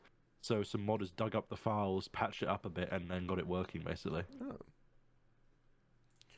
Well, yeah. Well, the new Hitman VR came out on PlayStation, didn't it, recently? Yeah, Hitman 3 released with VR mode already inbuilt, but it's only currently playable on PlayStation VR. Yeah, Which is pretty cool. which is a shame. Wait, you got Hitman on VR. Yeah. Yeah, Hitman 3 has a VR for PlayStation VR. You can tell me I can run around as a bald dude, Yeah. shanking people in the back. Oh, You that's could do sick. that already. To be fair, I mean. Oh, Take yeah, I some- suppose you can take run some around as clippers to literally your head. anything. Yeah. Yeah. Yeah, all you need to do is shave your head. Yeah. Yeah, that's very true, actually. Alfie, Be right I- back, guys. don't know if you remember the old. This is going back a few years. The old horror series we did on my really old channel on Gmod. Should we redo it in VR? Yeah, Good. Oh, good God. I do remember that series. You should weirdly enough. redo a certain Fallout series in VR. That would be. Yeah, Yeah. I should, shouldn't I? It'll be very short though. Just True. just get out of the bunker. Oh, fuck this, and then just go back in and then come out again. You know, I think you. Just don't even get into the bunker. Have you ever played? This is I know a jump, but have you ever played Alien Isolation, Charles? No, I don't 'Cause it's play a horror games. It is a really good game. Like I can't stress enough how much of an absolutely stellar game it is, and I genuinely think you'd actually enjoy it. Like it's terrifying, but you would actually enjoy it because it is actually a really, really well made game. So Alien Isolation about. Is it by aliens by any chance, and are you isolated? yes, Well, it's an Alien franchise, the movie franchise, and you you play as Ripley, don't you? you play as Ellen's daughter basically. Oh. What's her name? Amanda, I think. Yeah, Amanda Ripley. So you play as her, and you get on the Sevastopol. I think the ship's called. And basically, there's an alien on it. Wow, what a surprise! And that's the whole storyline. And No. you basically have to avoid it, and it's terrifying because you're being hunted Wait. by xenomorph the whole time. But it's cool. It's So- it's like a really well Did made game. PewDiePie play that a few years ago? Yes. Is that a few years old? Probably. Oh my god, yeah, I've seen that. Oh my god, you've just unlocked so many memories. So Yeah, I I've just want to watched say, that. That's sick. I just want to say, the one thing I don't like for context, I streamed Outlast, the first Outlast, and it took me 10 minutes to go through the first window You because I'm looked scared of the at a wall. dark. You just were looking at the wall and moving along it. Yeah, because I'm not gonna go in dangerously. Oh my god. I'm not sure it's less dangerous if you look at a wall. To be fair. Yeah, because you're Oh. less likely to get killed. Where can you Yeah. buy Alien Isolation? Steam. Steam, like all of the other stores, I believe Epic it's even on Game Nintendo Store. Switch now. And it Well, it works with came out- VR. 2014. You need a mod. It has It's to. You have to have the mod, so you need the PC version. But yeah, it's Oh my terrifying God, because the I'm hoping base my game dad is uses the Chrome terrifying. browser. Oh, Right. I want to get my dad in VR. Horror games, man. That'd be funny. Yeah, my dad loves it. I bet Yeah. actually, yeah. You should get him. You should get him to play one of those Star Wars lightsaber games, but use his actual lightsaber. Oh god, no, because he'll break that one. He's already broken one of them. Oh, for fuck's sake! Yeah, man. Man. They're expensive as well, dude. They're like genuine. I can't remember the brand actually, but they're like genuine replicas. And Yeah. you look them up on eBay and they're like £600. It's like, oh fucking hell. No, okay, we Bought need them off the- we on need the- to know, how did he break it? It was him and my cousin decided to have a lightsaber fight, and we all said, "Oh no, it'll be fine" and everything. It wasn't, obviously. I wonder. I actually why. just found a really interesting piece of news looking at the Alien Isolation VR mod. So the mod's called Mother VR, which I remember now that I've looked it up. But it hadn't been updated since 17th of November 2018 until the 28th of December 2020. And the reason is they slightly refactored a couple stuff and added Epic Games Store support. Because they gained some knowledge from working on Reclaimer VR, which is the VR mod that they're working on for the entire Halo Master Chief collection. What? Which, if that works out to be good, sounds amazing. Wait, they're doing. it's- Yeah, they're Wait. making a VR mod for the whole Halo the Master Chief collection. What? We are replaying all of it, Jalen. If that What? comes out, I'm not kidding. Link it, I- link it, link it. I'll put it in Eurocomms. Thank you. It's not out yet. It's in development. That's fine. I need to keep an eye on this. What the fuck?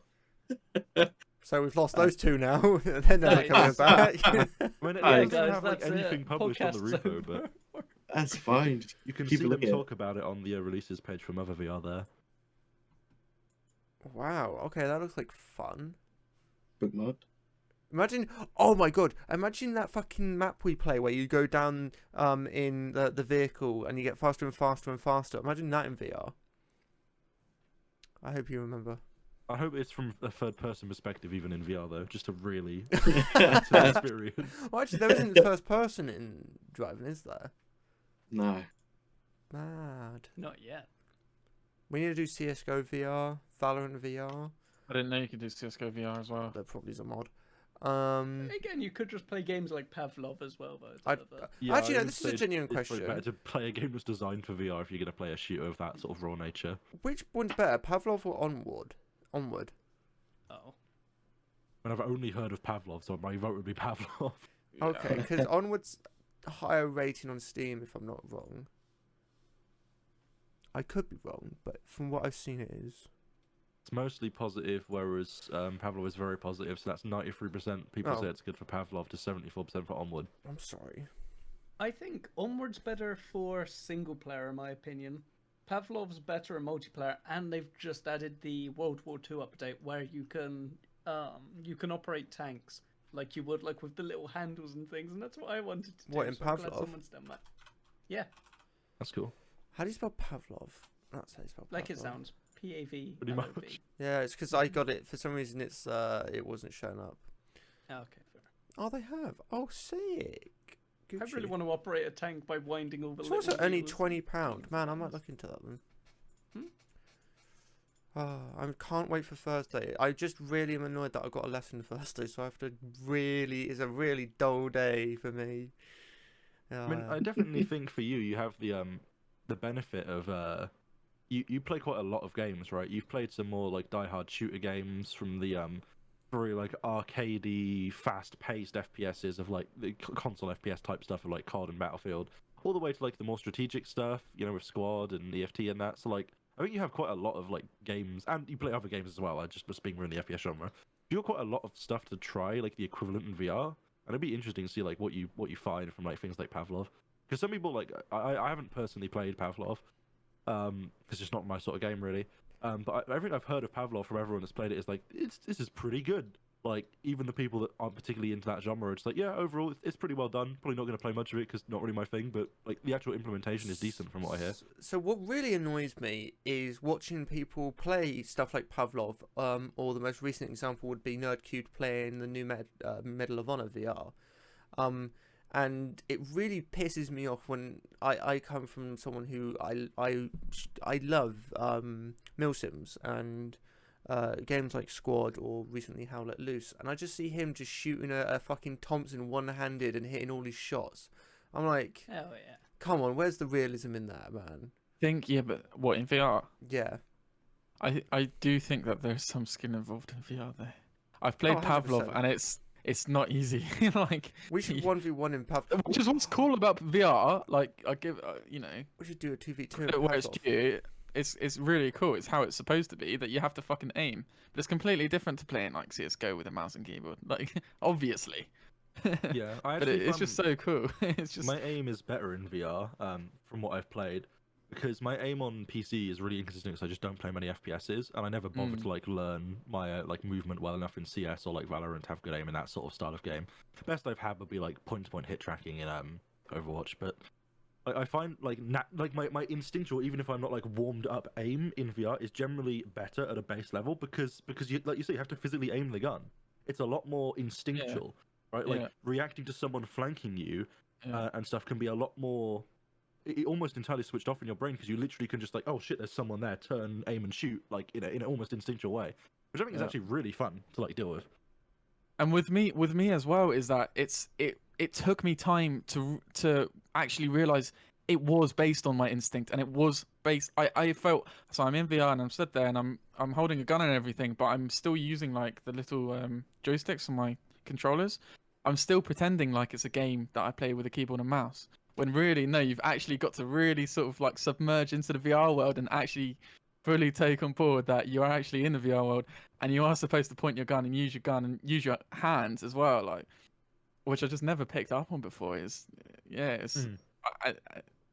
I know it does sound weird, but it's like Also, to actually, like, to actually realize, The different game mechanics, you can shoot from behind cover without having to peek that cover now.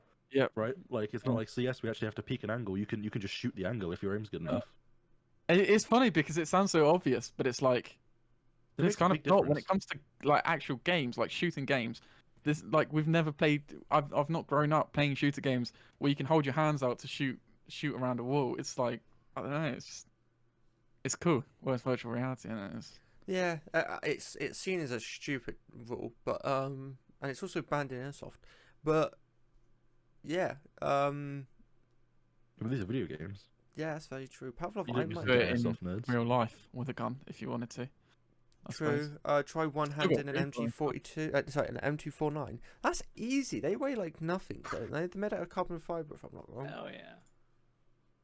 Also, What's, I just love the concept of like in CS, alright, you can win an engagement as someone pushes you just by like you chose to reload at the right time before they peaked, and then you got the good shot on them. But there's something funny about VR from like just an enjoyment of the overall funniness of it, of people fumbling a reload because it's actually really hard to aim your mag properly. That's And, very like, true. just, oh for fuck's sake, you drop the mag and take another one out, like and you just die. Like that's Thing- hilarious to watch and experience. Thing with me is that so I was doing like these 1v1 servers, and you spawn into the world, and you're given like a whole wall of guns to pick from, whole wall of grenades to pick from. You can pick up a knife, and I'm there like, yo, do you know what?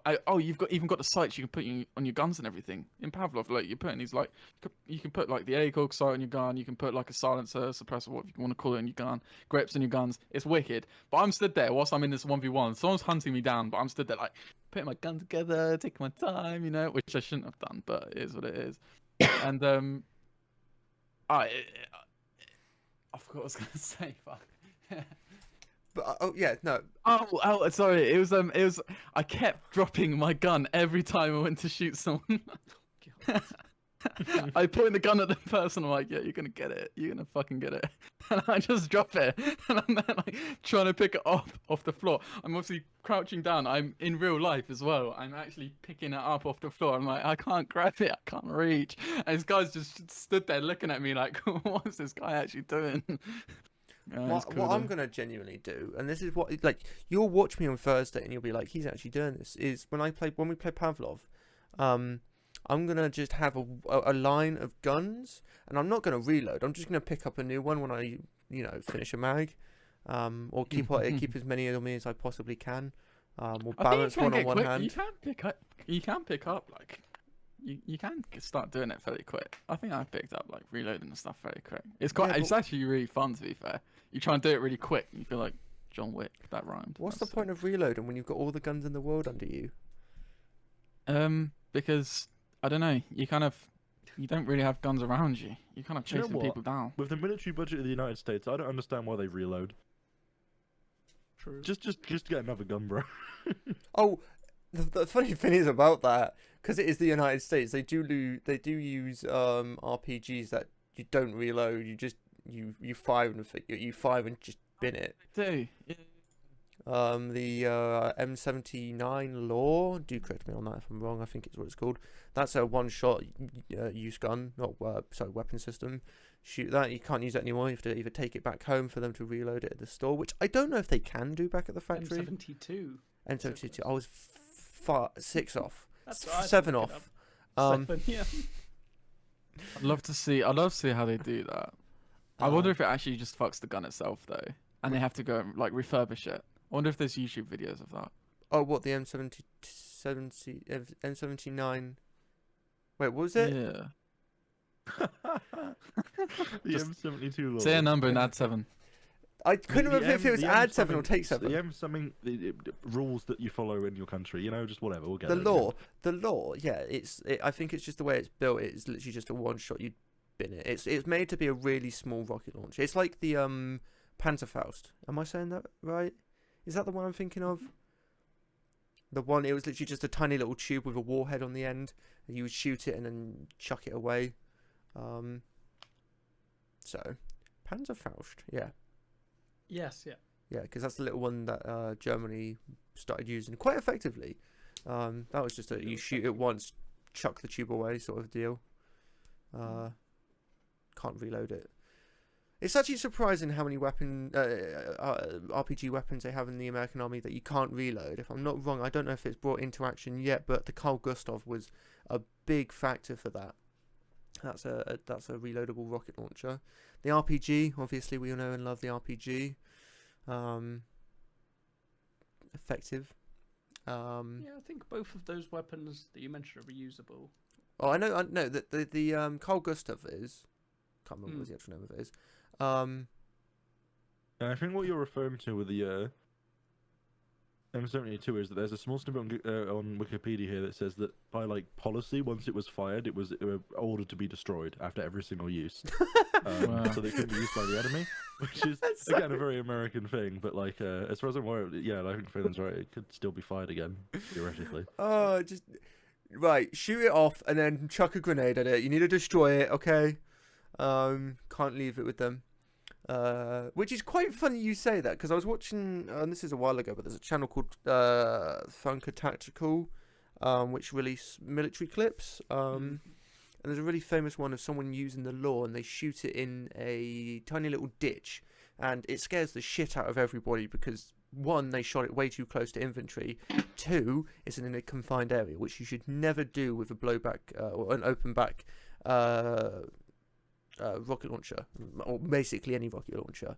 But after it, he just chucks it in a hole in the ground. I'm like, one, that's bad littering. Two, not very hidden. Littering. Well, you have to. Like, you meant to take it to the local bin in the town. Yeah, be worried about it. You're meant to recycle it. You're meant to keep it. You need to go to the local bin, the local recycling bin, and put it in the I'd right have one. to see that customs meeting. So, sir, could you explain this rocket launcher that's in your bag here? Yeah, well, I'm taking it back to the recycling plant down Nevada. You know the one? Did I I? think it's a popular one as well, but everyone knows. I'd like to find the area as Nevada, an entire state. So, did I tell you my friend went to where was it? He went to New York once, and their flight. I'll explain this story after, but their flight was meant to go. It had an issue. They flew back and landed somewhere. I think they landed in Ireland, and there was an entire military platoon there, flying back from flying to Iraq. No, not Iraq. Fucking Syria? yeah. They were half American, half British soldiers. So it must have been two platoons. Sorry, I do apologise. But it's the story of what happened on the plane that gets me the best. I don't know if I've explained this on the podcast. But they were flying to New York, and about 20 minutes into the flight, I want to say, do apologise if these don't sound right, but about 20 minutes into the flight, the pilot came over the tunnel and said, hello everybody, I've got a bit of an issue. The cabin is on fire. We're gonna have to turn around and land somewhere. Now, two things. I feel like telling everybody what actually has happened is the worst thing to do. Surely they could have said something like, I personally, because for obviously you could probably guess everybody panicked at that exact moment. Everybody panicked. The funny thing about this panicking was my friend was a little nervous. However, his younger brother was sleeping, so didn't hear the announcement. And so when they had landed, he's like, "Why are we here?" And he just went, "Oh, they ran out of fuel." Yeah, I think more the issue is the delivery there, honestly. Yeah. I think I would rather be told what the actual problem is if I'm on an aircraft. Maybe that's from having some knowledge of aircraft. But it would feel a bit disingenuous if the pilot came across and was like, yeah, actually, we just have a minor electrical fault, and then there's like smoke billowing out from the cabin door or something. You'd be a bit like, what the fuck? Yeah, but also I feel like they should probably have stressed that it most likely wasn't an issue. I don't know the details. It could have been a really serious issue. It could have been a problem, but they need not like immediate immense danger. It was hard to say, like, but I feel like probably just being more reassuring about it if it was something that wasn't an immediate high danger. If I'm not wrong, it was in the ventilation system, so their cabin was filling with smoke. Nothing else was. Open a window, Jesus. True. God, just turn on the AC, you idiots. Just fly to New York, you know. Come on, bro. when I turn off the loud fan because it's annoying me in the helicopter. Oh, for fuck's sake. It's a silly meme. No, if you turn the helicopter's rotors off, you can still land it. Can you? So, No. yeah. Yeah. Okay, I'll let Phelan explain this one. Blade keeps spinning as you go down. Not in the same way as forward, Okay. like powered flight, though. No. Isn't it called auto gyration? Not auto gyration. auto rotation? Auto rotation. Auto gyration. It's just got like a bearing in it. They just keep Close. going. If you're carrying people of a certain profession, it could be auto gyration. But I mean, I would also stress that I'm pretty sure with if you just were God and stopped the helicopter's blades from rotating just straight to zero momentum like that, snap your fingers, Oof. you can still technically land it. Like, Yeah. it's not going to be a clean landing, but you can still technically land it. It blows up in flames, but it's on the ground. It's still a Well, I mean, landing. it Oh, could no, be a no. couple feet off the ground. This is It's a something like landing of sorts. this is something I genuinely don't understand, and it really baffled me. Scientists haven't figured this out. But why is it when cars Oh. turn over, they instantly explode?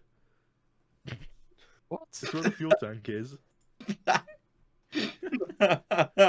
All GTA 4 taught me was as soon as your car was turned over, it just blew up. Or if you landed what it- engine What it first, taught it just me blew up. is when you're driving down the highway and you're in like your nicest car you've ever had, you saved and worked for years to get this car, and the engine fault light comes on. If you don't pull over and run for at least 100 meters from it, that car's going to explode. You've got 60 seconds. It will just explode.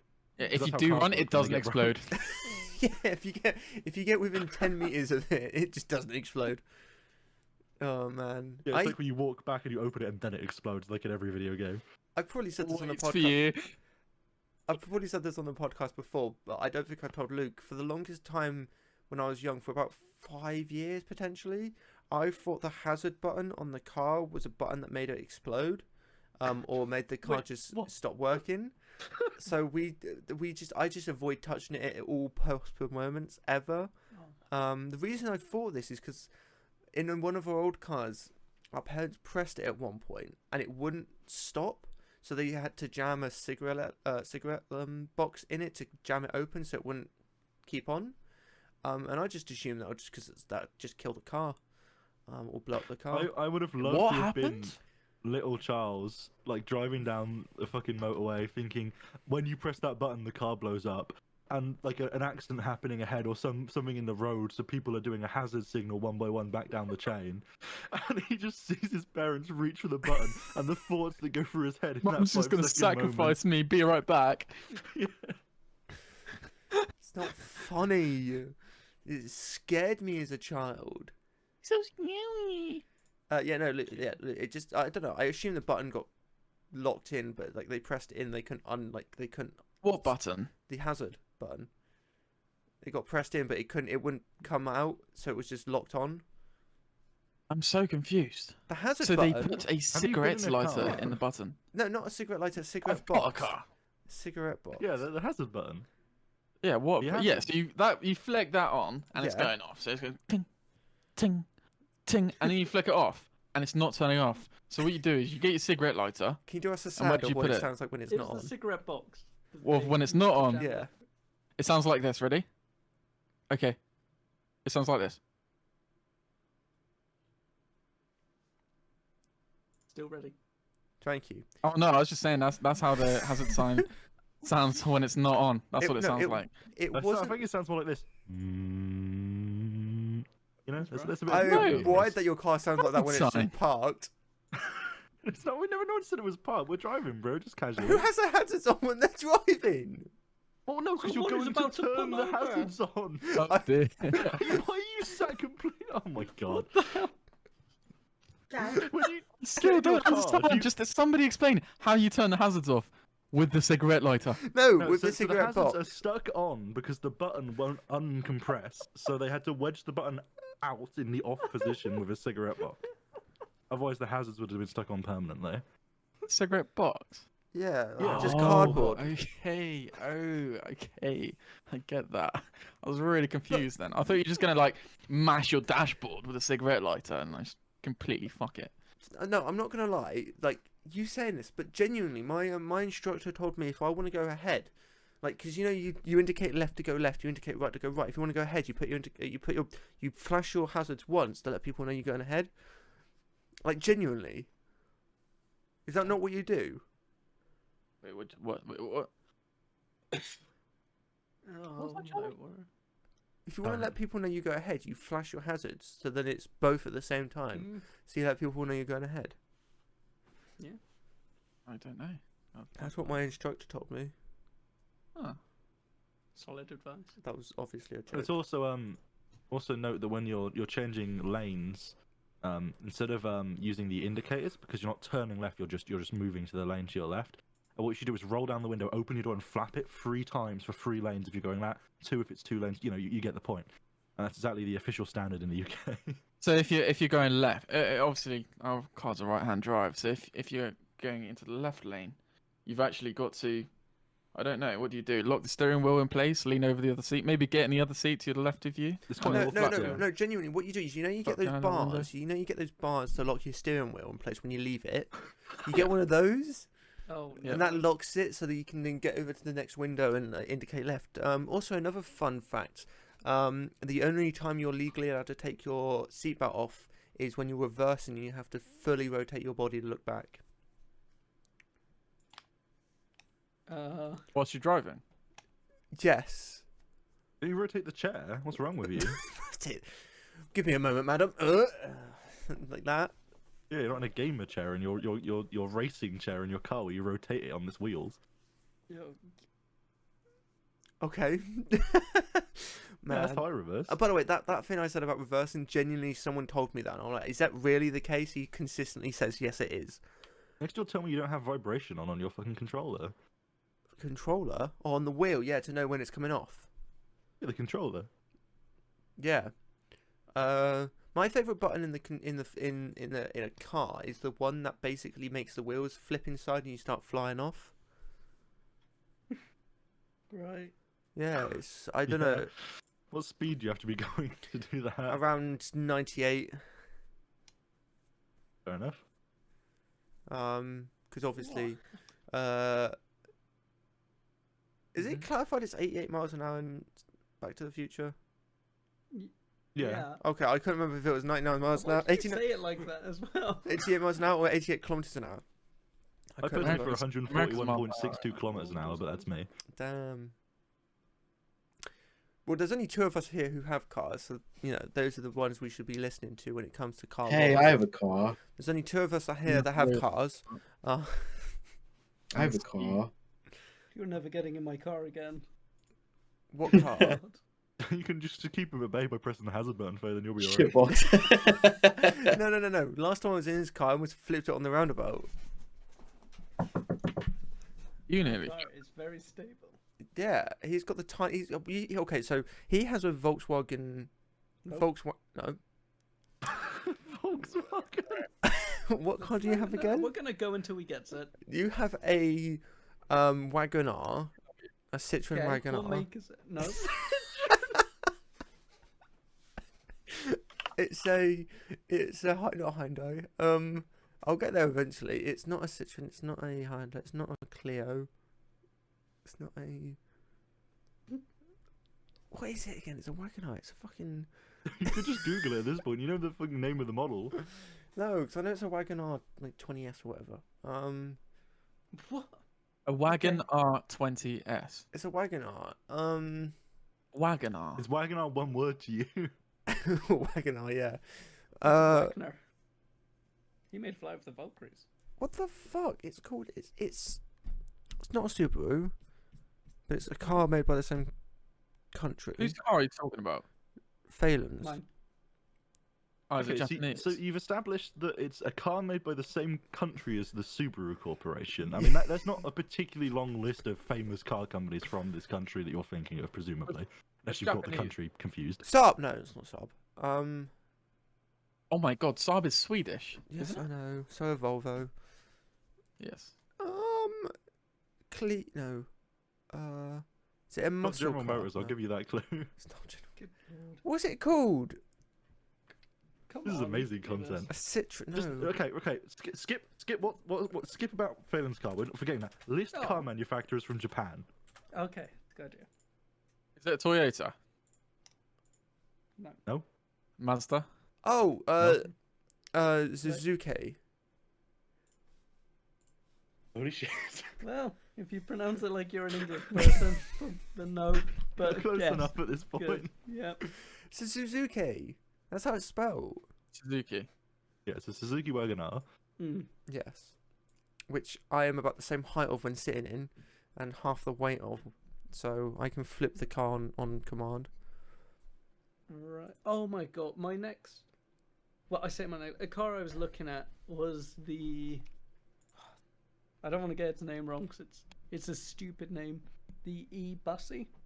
And No. this E-Bussy. thing weighs. Yeah, I'm aware. Thank you. It weighs. Here it is. Laden load with. Oh no, sorry, this is unladen. To be fair, is 450 to 600 kilograms. So Charles could roll that if I was to get that, depending on where the center of mass is, or he could give us a push home if we need. So win-win. I could push fucking Luke's car. I don't know. My car's kind of big, dude. Yeah, Cars precisely. are on wheels, which helps. Yeah, to be fair. not that's if you. Okay, so I have. Mm. I saw an incident. I saw an accident once where someone had spun their car, and That's a obviously, good save then. and the Halfway people in it towards- were a bit shook. Shug. You were shaking the car. Like, Yeah, no, genuine. We were trying to push the car. There was 5 of us. We were all between the ages of 18 to 22. And we were all trying to push the car away. And my friend who works at a car dealership got in there because he was like, okay, so we're going to just steer the car out of the way. I'm going to put it in neutral and we'll push it out of the way. But he couldn't turn the wheel. So we all just assumed, because it hit the hedge or it hit like a bank, the wheel just probably got locked somewhere. The police come by, looking at all of us lads and like, which one of you's in this car? And then this old lady's like, oh, it's me, I'm sorry. But they got in the car and instantly turned the wheel. And what my friend had forgotten to do was put the key in because there was obviously the steering wheel was locked. That was fun. It was a Oh wow! So Yeah. you're saying you completely wasted all of your time then? yeah. We were tempted it's to. We were close enough to picking up the car and just like moving it bit by bit so we could get it along the road. Kind of extreme. So man, I've never been Okay. in a car accident. Close though, about Centimetre. I've crashed a car. I crashed a Turns out Volvo. E-Bussy has the best adverts that I've never seen before. Who has what? E-Bussy, they have the Oh, best adverts. I put one in the Discord there. You know what? I'll put it in the Twitch chat as well for anyone who wants to see what I'm talking about. wow. I was considering it. I was like, it doesn't quite go motorway speeds like with all models. I don't know, but now I'm sold. Man. That is some advertising. Well then.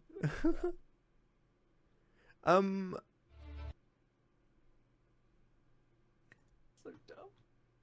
Have you put it in? You have. Yeah. Why did you put it in my personal chat? What? You put it in the It's not Tactical I TV DM'd it to chat. you. Yeah. Yeah, I've put it in the chat that we're all currently in so that we Right, can we see can all it, and see the it. Twitch chat for people who are in the chat and want to watch No, no. it. What I mean is, you put it in the Tactical TV Twitch chat. Wir hatten unsere Höhen und Tiefen. Jetzt stehe ich hier vor yeah, Ihnen. Yeah, I did. Okay. I- Yeah, okay, I do see the issue there. Sorry, I'm too busy moderating in the wrong channel, apparently. Also nothing. I'm There not you the go, boys. idiot. Thank No, fuck. you're not. Good job. Fair enough. You did word it very, very awkwardly. No, I in your didn't. defense. You absolutely did. I but didn't. There we go. Anyway, appreciate So that. why'd you put it in my chat, which could refer to one of like 500 things? But anyway, there it is. It's Gucci. very nice. You want to catch up on my Asian or you can see the marketing genius. Please, Right. E-Bussy. Oh, we're coming up to 2 hours. There it is. So, oh my god. Yeah, we're coming up to 2 hours, so I think we should start calling it a bit of a day there. A bit of a day. Been a bit of guys. It's been a bit of a day. But I do appreciate everybody coming in here. We had a wonderful podcast. I personally feel we had a wonderful podcast.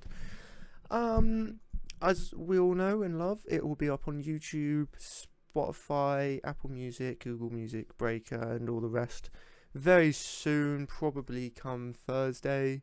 And I'll be live again tomorrow. As we always like to do, we always do a little bit of a wonderful outro, letting you all speak about what you're doing in your life, and if you've got anything you want to promote. So we'll start off, as we always do, from the left, and we'll go to the right. So Agent Oink. Yeah, not much to promote this time, other than it's good to be doing the podcast again. It was good, and it was nice to have you on, Luca. Hope you enjoyed your time, albeit slightly Yeah, thank chaotic. you. I don't know why I'm doing it like I'm the host, but welcome. Well, we all Hope are you had fun. hosts. I suppose. And I anything, thought we- anything you'd like to promote? Yeah, twitch.tv/tacticaltv and twitch.tv/icklenickel. Icklenickel, whatever, fuck. I fucked it up. Ickle. I don't know the username off my head, and I fucking mixed it up with the In the Night Garden character. Oh. Right, and so we'll go to the middle. What about yourself, Ickle Nuke?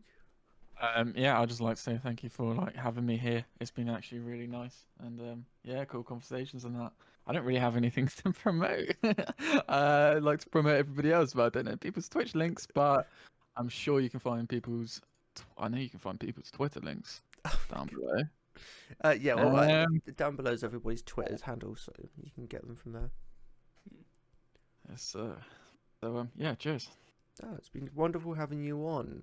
What about you, Delicious? Oh boy, what do I get to promote? Well, I think it's been a fairly good podcast. So, you know what? Twitch.tv/tacticaltv. Let's just keep it classic. Let people know where to go. Send him money so he can send us money.